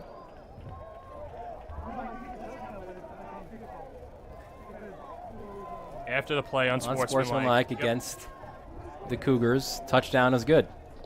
It will be enforced afterwards. So you see again, I think when I say they check the rear view, perhaps some words here by Alvarez. But a great cut. Yeah, good cut there. Gets to the end zone. I mean, he pointed at it. I get it, but that is pretty funny. He's like that. He's back there. Yeah. PAT by Myberg is up and good. Speaking of Eli Alvarez, it's been a challenging season for Eli this year. His mom, Stacy, is deployed in Kuwait. He spends some time living with an aunt, also living with the Zivas in their East Northport home. But for Senior Day, really something special here they did here at St. John the Baptist. Look at the picture here. You see Phil Alba as well. That's the mom right there. So they brought Stacy's picture here to make her part of the Senior Day ceremonies. It was special as well, and Eli was able to FaceTime with Stacy before the game as well. And a year ago, she was able to arrange a helicopter flyover for their game on 9/11 against Xavier. So we speak all the time about heroes, and we use those kind of words and bravery, and no one does more with those words. Certainly, she's living proof. Stacy Alvarez providing safety to our country. Yeah, just a fantastic job by St. John the Baptist arranging that. And Stacy, we thank you for your service, and thank you for watching today. I'm sure that she's smiling at the outcome. And you know what? Just St. John the Baptist as a community as a whole, too. The Zivas taking them in and really making this seem like a brotherhood or a football fraternity. And that's what you get, too. It's funny how every football season, the blink of an eye, you're in week 4, and now it's week 8, and now you're in the quarterfinals. But it's really the day in and day out relationships that us as a broadcast crew don't really get to see, but these players are living. And St. John the Baptist, of course, prides themselves on being a family, and none bigger there. And once again, Stacy, thank you for your service, and good gesture by the Cougars.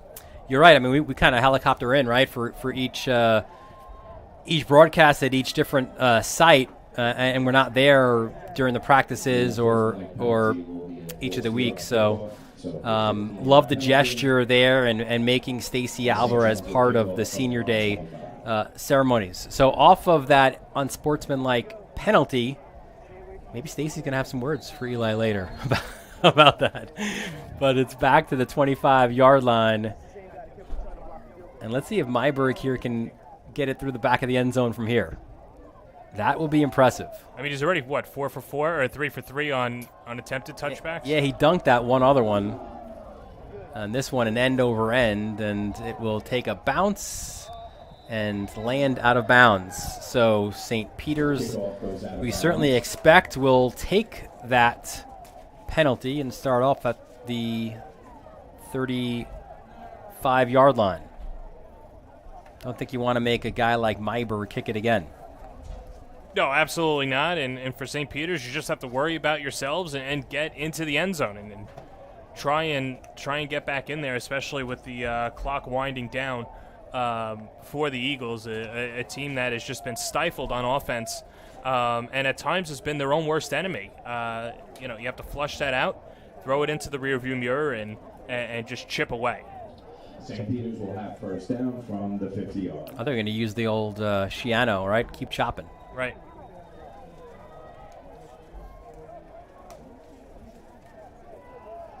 They win yesterday? That's a good question. Yeah. Oh, we were both. We do, yeah, right. We're high school games. I went home, little MLS Cup coverage for me, and you know who's not happy? Pat Godfrey. Tough loss for Clemson. Yeah, this is true. Nice run there by Jordan Williams. So the short field at the 50-yard line. And Williams, one of those seniors that has given it all for his 4 years.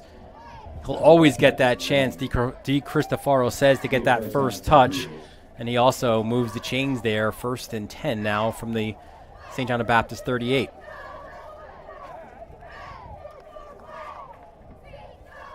St. Peter's in the hurry up, and they've got a long way to go. He switched to a different back. It's Bellinger falls forward a little bit.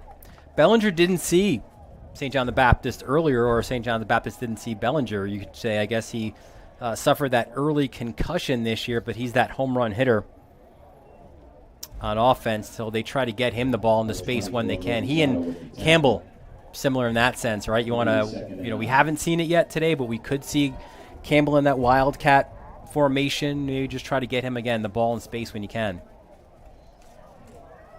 I'm not opposed to the Eagles trying new things and just try and, carve their way back in. And this should be a false start against Hoffler. Hoffler a little shaken up on the last play as well. His brother Mike Hoffler, a good story, plays at Penn right now. Yeah. He's one of those guys that DeCristofaro said that if Mike Hoffler doesn't play for St. Peter's and attends St. Peter's, then they probably don't have an opportunity to coach Gabe Hoffler. Maybe the same is true of Marco Arruda, right, with his brother Mike. So those younger brothers, keeping them within the St. Peter's family has been huge for these Eagles. Another handoff. This one goes to Jeremiah Williams, the younger brother of Jordan Williams as well, the sophomore. He likely would have been, like in a perfect world scenario, he would have been the starting running back on the JV team. Marco Arruda would have been the starting quarterback on the JV team, and they both would have been lighting it up on that level. But again, feet to the fire, and you get that real world opportunity here in the varsity for both. 3rd and 12. Another handoff up the middle. Short gain there. Well, when you mentioned the younger brothers, too, we haven't seen him play today, but, Aiden Ledlam, too, the junior. Yeah. Chris Ledlam, two-sport athlete, superstar, played on the Eagles football and basketball team, now starting for the Harvard Crimson. Basketball, yeah. Yeah. One of those guys that just whatever he did, he excelled at and is paying dividends in the Ivy League. Now, DeCristofaro, as you see now, looks like they will go for it. Why not, right? 4th and 8 from the 36-yard line. He said, listen, we've done it before. We've rebuilt before. We've gotten to the AAA quarterfinals or semifinals. Let's do it again. They will not get it. And listen, the clubbed hand here gets the stop, and it is Maloney, number 35. Yeah, Maloney, fantastic game today, wearing number 35 in gray. He's been everywhere. Doesn't matter how many fingers are useful for him. I mean, he's just knocking dudes down, always in front of the ball. And good day for Mr. Maloney. St. John the Baptist takes over from their own 36 with 6:08 left to play here in the third quarter. Cougars looking to book their spot into the AA1 semifinals. Take on the winner of Moore Catholic and St. Francis Prep. That game is happening simultaneous to us on Staten Island. I like the little ticker we had before. It was new ingenuity here by Chris Sweeney, leader of the A-team, self-proclaimed A-team. Who was the leader of the A-team? It wasn't B.A. Baracus. It wasn't Mr. T. No. Well, that was B.A. Baracus. Oh, yeah. For the younger viewers, I want them to know. It wasn't Clubber Lang. No, it's the same person. Run up the middle. I could see the guy, too. He was chomping on the cigar. Older white gentleman. So I don't know, man. They drove around in a van. There's a little dog that talked. It was... And the one guy was crazy. What was his name? Not Animal. He loved to drink milk. I remember that. Alf? No, that was he was from outer space. He ate cats, right? Yes. Okay. There are people watching that don't know Dylan, and we've got fans of Scarface and Fight Club and all of this. And you're bringing all of NBC's entertainment all together into one show. As Wheat says, "Get off me" to Riley. Stays in bounds and gets taken down. It was George Papard who was, what was his role? Hannibal. Hannibal was the leader of the A-team. That's what Chris Sweeney is. He is Hannibal. There he is. Well, I'll tell you what, if we're going to stick on NBC, Michael Wheat being like Smash Williams, just running into the secondary, of course, the star at Friday Night Lights, and then stepping over the defender as well. You could start to see the frustration for St. Peter's as everything has worked for the Cougars this afternoon, and it's going to be an interesting storyline moving forward for St. John the Baptist. We don't know the health of Pileski, but Wheat has done a good job manning the first team, and obviously it was his job in the beginning of the year, and sometimes it helps to be deep. Wheat, interception at the 35-yard line. Sweeney, can he get to the house? He's pushed out by Wheat. Sweeney, another big play defensively for St. Peter's. He will not go down without a fight. His third interception of the season. Sweeney read it well. Pressure coming in. That was Ledlam. And throwing off his back foot, that's why the throw wasn't comfortable, into double coverage with Lisbon, the intended receiver. Let's take a look, get to know a little bit. Number 75 for St. Peter's, Dan Licata. I'm a huge fan of his answers. His go-to pizza and his, listen, L&B, baby. Swumani Gardens, it's all about that. His go-to dish, Mom's Chicken Cutlets. When you're 6'2", 235, you're a senior, you're an Italian-American from Staten Island, you know those chicken cutlets are legit. And Dreams and Nightmares by Meek Mills on his game day playlist. Yeah, I agree. That's the anthem of Philadelphia, Dreams and Nightmares, and, but the rest, yeah, chicken cutlets, I have that for days. First down run.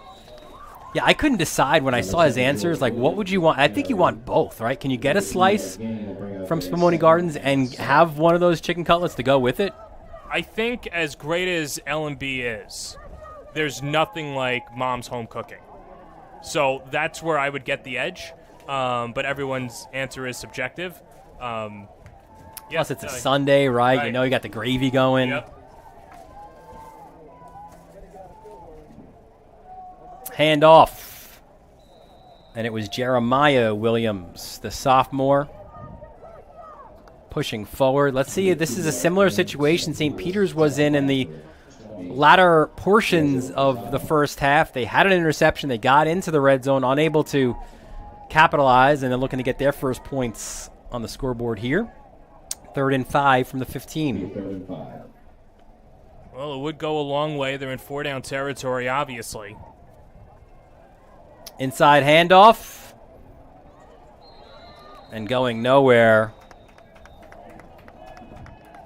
was Kevin Riley. Number 12, Kevin Riley.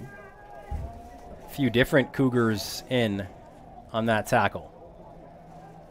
Yeah, St. Peter's, going with the running game, and St. John the Baptist has been all over them and trailing those tailbacks. A good job by the nose guard and the secondary for the Cougars. 4th and 3. From the 13-yard line. Oh, Aruta's got a hole. Turns. Tries to get right to the 10. Will he get it? He will not. Just shy of that first down marker.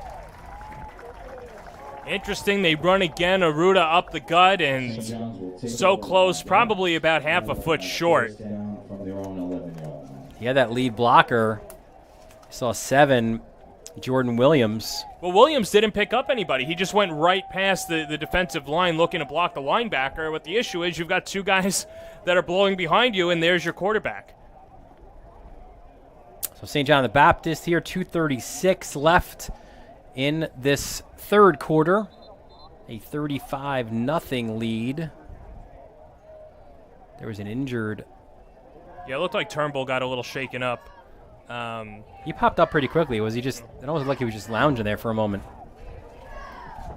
Yeah, sometimes you just need a moment, get the wind knocked out of you, and back on defense goes Mr. Turnbull.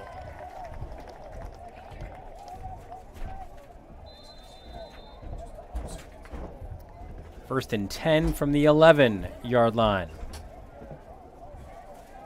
Little misdirection. And the run by Skoda. So Skoda getting some offensive time, a guy that is such a huge part of the Cougars' defense. Yeah, the transfer from Chaminade loves to hit and loves to lay down the hammer. But, for St. John the Baptist, you're up 35, minutes waning away in the third quarter. See what you have. Dive into that depth, and knowing that you could either be facing St. Francis Prep or More Catholic next week, you want to keep the rest of your team healthy going against two very athletic teams. A short run, it was Sierra Milla, the senior with the tackle, the guy at linebacker who, listen, he's done everything that's been asked of him, makes all those checks defensively, has done a solid job. Another one of those seniors leading by example for St. Peter's. 3rd and 4.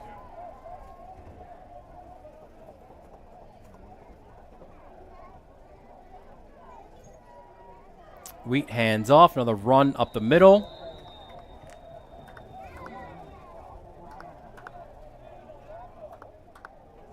And looks like it'll be a stop for St. Peter's, so I believe this is the first time we're seeing St. John the Baptist punt the football today. Yeah, they've just been so efficient on offense, and there's no need to bring out the punting unit, but now we get to see that facet of the game. Yeah, let's see how good Myberg is on this part of the game.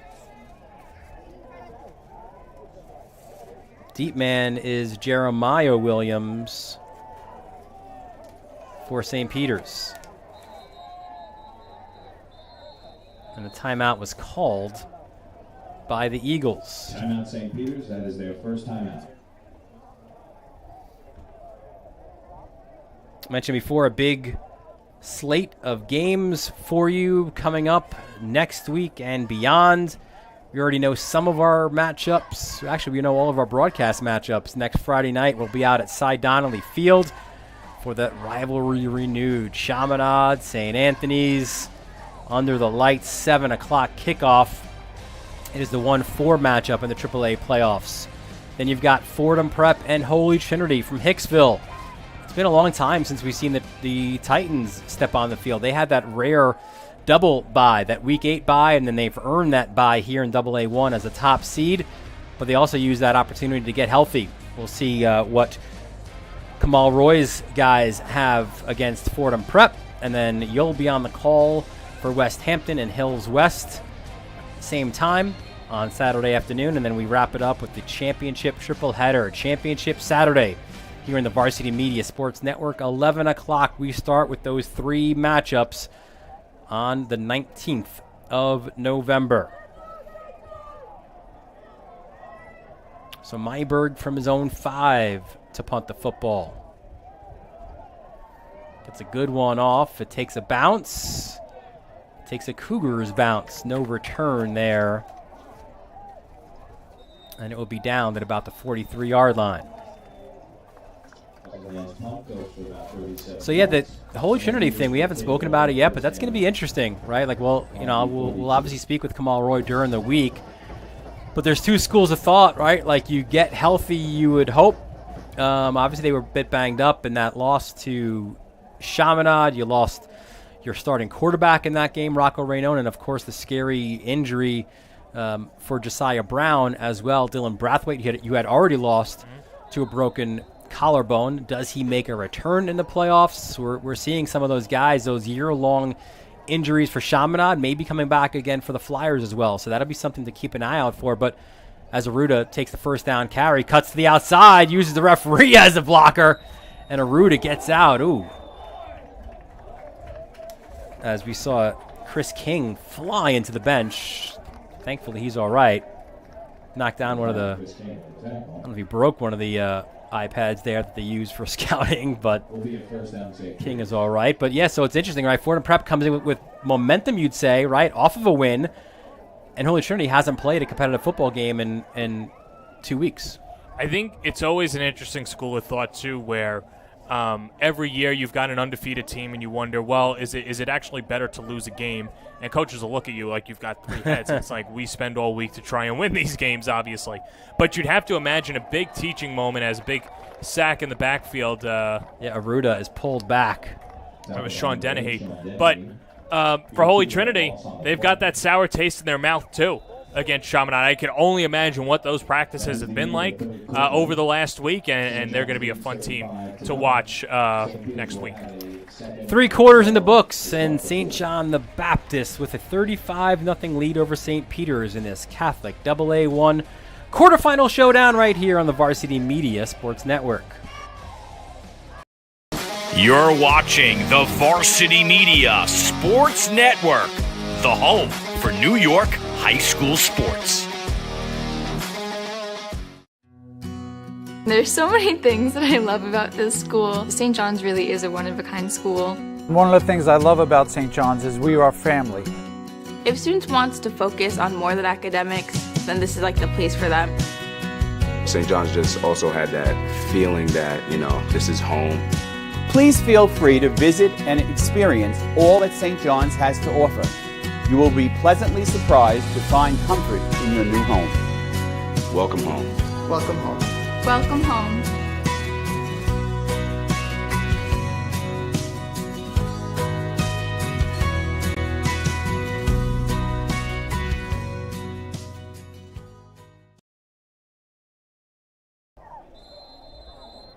Welcome back to St. John the Baptist. Fourth quarter just underway.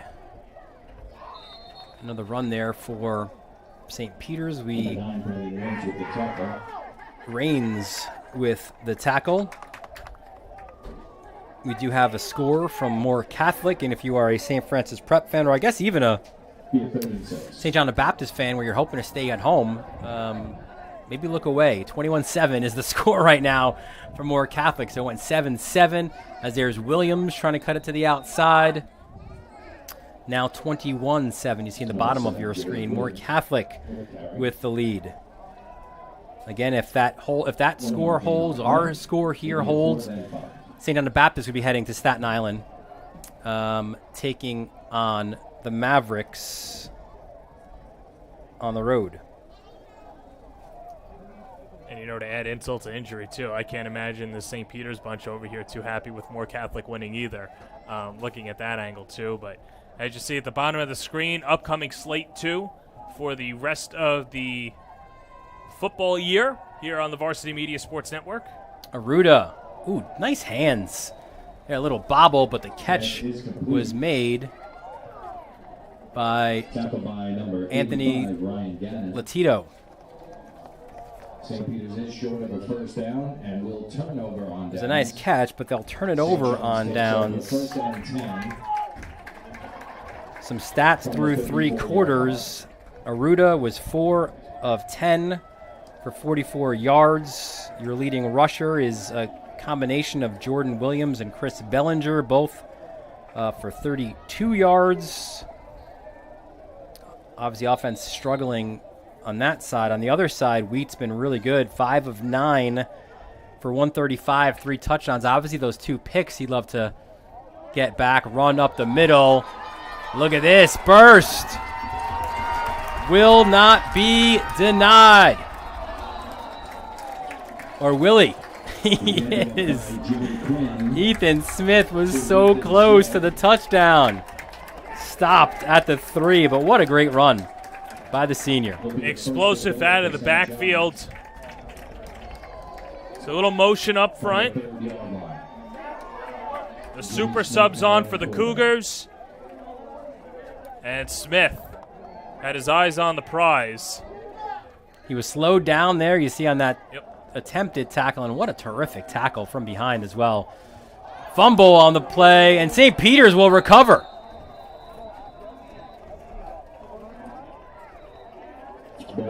And it was Turnbull, who's had an eventful afternoon, certainly for the Eagles. That's something that I know Alba's not going to be too happy with when it comes to the second unit coming on for the Cougars. But there's that big hit by Caravaglio. And then Turnbull with the recovery. And we should also shout out, we saw it before, right? On defense for St. Peter's, Anthony DeSanti making that touchdown-saving tackle. And again, think about it, right? You're losing 35-0. You're pretty sure you're not going to win this game, but it's that desire, and right, like you don't want to let your guy beat you. So he got on the Jets and made sure he made that tackle. Handoff on first down. It is Williams bouncing it to the outside. Big run for Williams. He stays in, or he's ruled to have stayed in, as the clock will wind after the chains are moved. Been really impressed with Jordan Williams today, a senior, solid player. Gives St. Peter's his all, and might not be the storybook ending to his high school career, but leaving it all out on the field this afternoon. And now here's Arruda. Tries to bounce it to the outside, going nowhere. Brandon Rains. Another big tackle for the guy who, again, Alba just says, make a football play. Brandon's like, yes, coach. Well, and there's a reason why he's nicknamed the Natural, right? He just a natural fit at any position that he plays. Has just been fantastic this afternoon. One-yard gain on that play. Arruda, another handoff. And again, it is Jordan Williams. And I think you like here, too, what really both teams are doing, right? Kind of the understanding of the time and score, and no one's looking to run things. Certainly St. John Baptist isn't trying to run the score up. And I like, too, on the other side of the football, DiCristofaro giving his seniors, right? Maybe their last opportunity here to get a few touches. Yeah, just under 8.5 to go. A lot of these players won't play football at the next level, or this might be the last time that they're in class with their teammates again, and just want to... Oh, Arruda finds Campbell. Is there one last touchdown on the varsity level for Campbell? The answer is yes. Elijah Campbell got behind the Cougars' defense and capitalized. Well, I've been waiting all afternoon to see the explosiveness for Elijah Campbell, and you can see why he's the number one target. Slips past the secondary all alone. He could have gone down the street, bought a cup of coffee, and come back.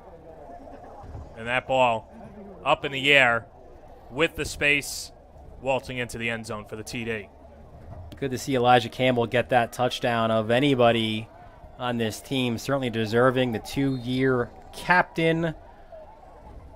Just the Mr. Everything for the Eagles. And in the, you don't necessarily use the word recruiting, as the PAT attempt is no good, but Campbell's that guy, that for lack of a better term, that face of the franchise guy. Yes, you do get the younger brothers, all those older brothers who have come through the program, but Campbell, listen, it is super competitive on on Staten Island, Long Island too, but on Staten Island with Monsignor Farrell, of course, like the longtime godfathers of Catholic League football on Staten Island, but then St. Joe's C and St. Peter's and more Catholic, right? So you're all trying to find that same pool of talent, and a Campbell, when you see what he's able to do, you hope what you're able to see him on the next level as well. He's another one of those guys that really helps bring in maybe those future football players to DiCristofaro and the Eagles. Yeah, and it just shows the culture that DiCristofaro is cultivating over at St. Peter's. They really make it a family-type atmosphere. They really care about each other. And it's hard not to play hard for DiCristofaro. And this is a team that has a high upside, a bright future. Like we mentioned earlier, and sometimes he jokes that you have to remind the parents that we're not punting on this year, but right. I'm so excited for the current sophomores and juniors who will be juniors and seniors next year. And that said, too, he's given the seniors the opportunity, right? Like, he's not just said, we're going all youth and seniors sit down. No, listen, we've spoken about it in other broadcasts, but think about the life of a senior on St. Peter's, right? Like where, again, it's been a proud program, but at its heights, you were a AAA championship contender, right? Like you get like 80 freshmen coming out, and it was a very small class. You had the COVID situation and other, things as well. And these are the guys, the Campbells of the world, the Jordan Williams, the Kevin Rileys, the Jake Goodyears. Like these are the guys that have led you through some lean years to help kind of lead the way, right, for the talented super sophomores on this St. Peter's team. 100% as Michael Wheat is driven back. And then some extracurriculars. I mean, they've been agitating all game. St. Peter's, that's Sierra Lamella getting into the grill of Wheat.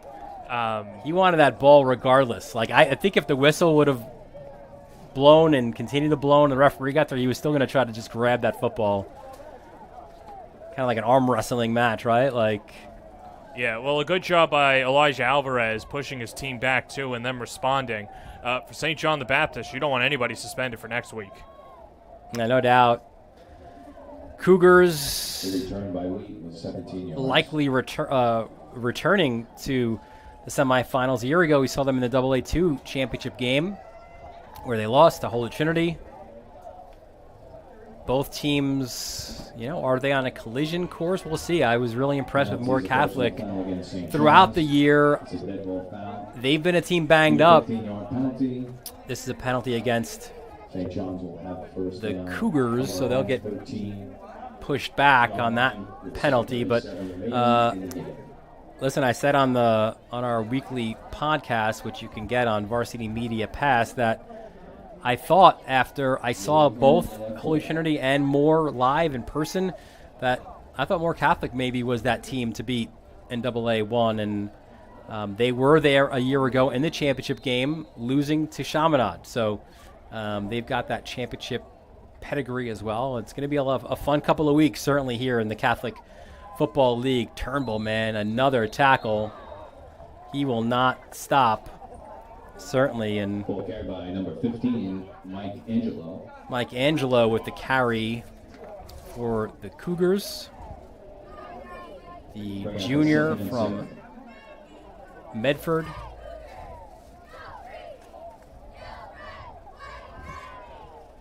Yeah, and Alba really pulling all his starters now. He has 7 minutes to go. Fourth quarter, it's really just about closing up any loose ends. But you know what it also does, too, is it obviously gives your starters a rest, but it also gives those second unit quality reps against the first unit on the other side for St. Peter's.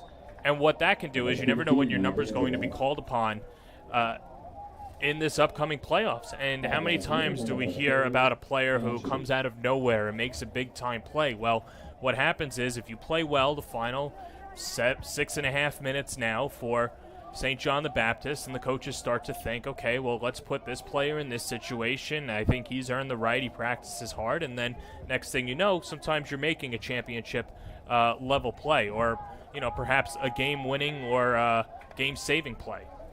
Through three quarters with, as you mentioned, right, the starters rested now. Eli Alvarez had 11 carries for 126 yards and 2 touchdowns. Wheat rushed for 42 yards as well. There's a handoff. Number 7, Luke Skoda with the carry.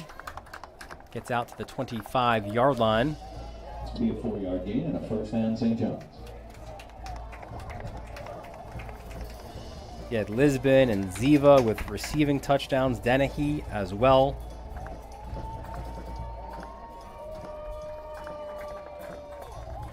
And defensively, Maloney, man, through three quarters, 11 tackles. That's kind of his average on the year, right? Where he's a guy we showed north of 100 tackles a year ago.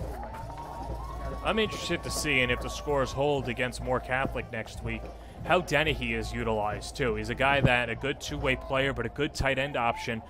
Moore Catholic has some pretty good linebackers in there as well. So that's going to be a fun matchup to watch next week. And obviously how the Cougars are going to use this man, Jason Ziva, who a fantastic catch in the open field to put an exclamation point on this contest. And hydrate up. He's got a big week coming up. It should be a fun one. And again, if it's more in St. John the Baptist, that game out on Staten Island, we'll be at the other AA1 semifinal. So hopefully we get some updates from the Cougars and the Mavericks and that beautiful new red Land Tech field out at Moore Catholic. Another run. Like it was Skoda again, trying to get to the outside. Trying to think in terms of fields too, like you know the Boise State field, right, is blue. Yeah, I love that field. Yeah, right. Wish more teams did that. Luke Marola with the tackle. Yeah, no, I agree. Well, Holy Trinity has a green field, so you know them keeping with the colors. Good job by them for sure. Yeah. Maybe St. Peter's could have like a yellow, right, all yellow field.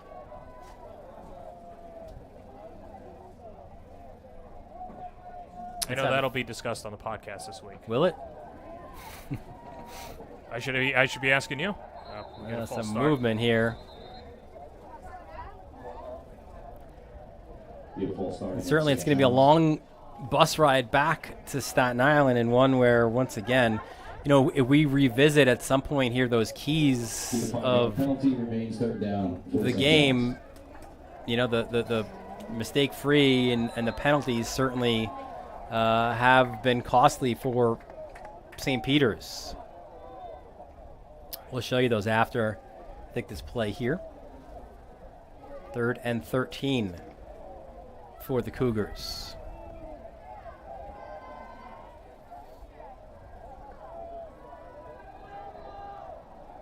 That's Angelo again. Oh, he got taken away. Yeah, the takeaway by Sweeney, of course. Sweeney's been impressive. There you see the keys to the game, and just put a check mark next to every Cougar key to the game. Winning the turnover battle, stopping the ISO run play, and, you know, we didn't really get to see them speed it up as much as maybe they wanted to this week. They did at times.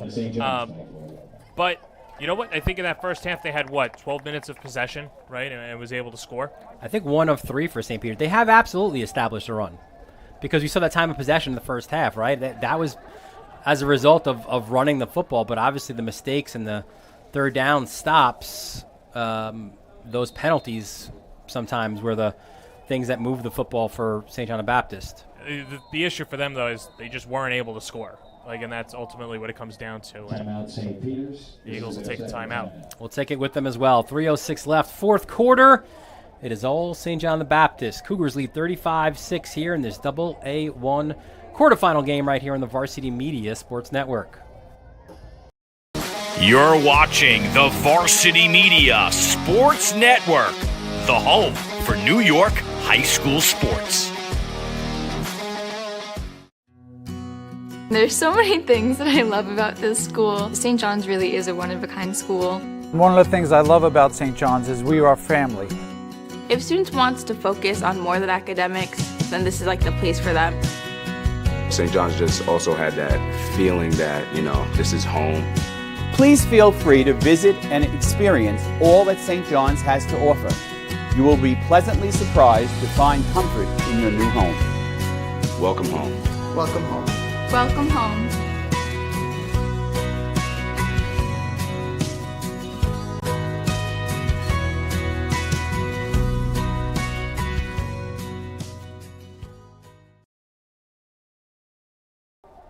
Number 6, Jeremiah Williams.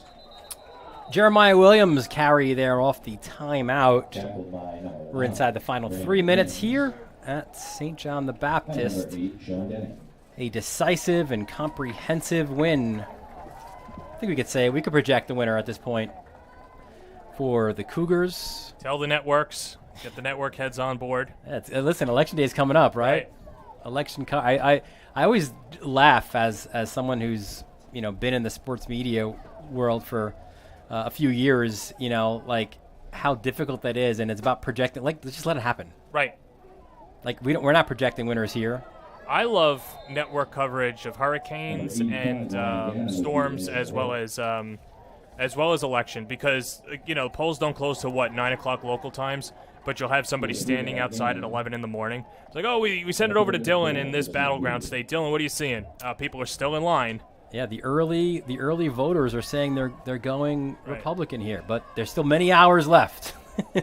Well, I mean, and then you get the hurricanes. Oh, what's happening to you? You feel like, oh God, who's the guy from Family Guy? It's raining sideways. That's what it is.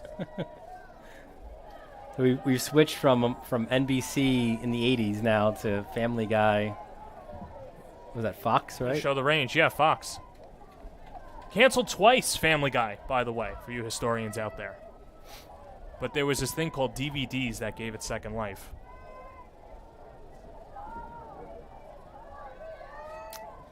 New QB in for Peters as well.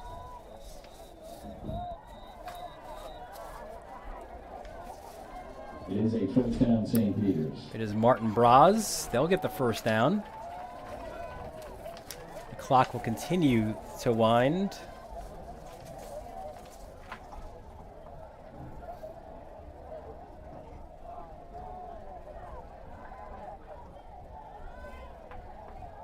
Yeah, so fresh set of downs for St. Peter's. Not really in a rush, under a minute to go, and perhaps one or two more plays for the Eagles.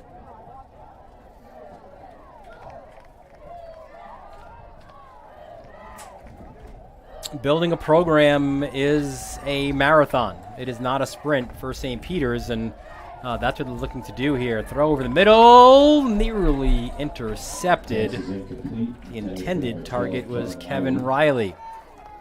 And St. John the Baptist, a few rungs ahead in that building as well. But you got to figure, we didn't have it as part of our conversation with Phil Alba, but listen, I think like a lot of these other teams, you aspire to be that AAA program, right? And St. John the Baptist, you keep getting these playmakers like you do, and guys like Ziva and Eli Alvarez and Mark Scott a year ago and Patrick Maloney, you can do that. No doubt, and it's all just about building and setting up for the future, and the future for St. John the Baptist will be a date next week with presumably more Catholic. Riley stopped there. Let's give a little bit of love to those guys coming off the bench. Nick Luzzy with the tackle, the senior from West Islip. And now the fans here. It was a good crowd here for a Sunday afternoon in West Islip. They are getting loud as their Cougars are celebrating a 35-6 win over St. Peter's. They've booked their spot in the semifinals. So 3 of the 4 spots right now we know. Let's take a look at that bracket. You see it there. Look at that. Already the Cougars are in that semifinal. So 3 of the 4 are there. We'll be on the air at Holy Trinity as the Titans, top-seeded Titans, take on the 5th-seeded Rams of Fordham Prep. Then St. John the Baptist awaits the winner of Moore Catholic and St. Francis Prep. At last, we heard it was Moore Catholic, a 21-7 lead over St. Francis Prep. It's a good win, John, for St. John the Baptist here on Sunday afternoon. They survive and advance, and they move one step closer to Mitchell Athletic Complex. But of course, to do so, likely they'll have a tough one first at Moore Catholic. Yeah, it'll be an interesting one to see out at Staten Island in that beaming red field for St. John the Baptist. But you know what? A precisional win for them today. They did a fantastic job. You could add more keys. Whatever they did, they passed this test with flying colors. They should be proud of themselves, and resting up, it should and could be a short week for St. John the Baptist against a good Moore Catholic team. And if they play like they did today, Moore Catholic will have their hands full. So St. Peter's closes out their season at 3-7. And St. John the Baptist, they improved to 7-2 on the season. That'll do it here from St. John the Baptist for us and our entire Varsity Media crew. Our executive producer, Ben Turchin. Our technical director is Chris Sweeney. Our A-team, as John Perez calls them, Angelo Caiezzo and Ron Pierre, with all those great moving images. My broadcast partner, John Perez, Dylan Butler, thanking you for joining us, and we look forward to seeing you next weekend right here on the Varsity Media Sports Network.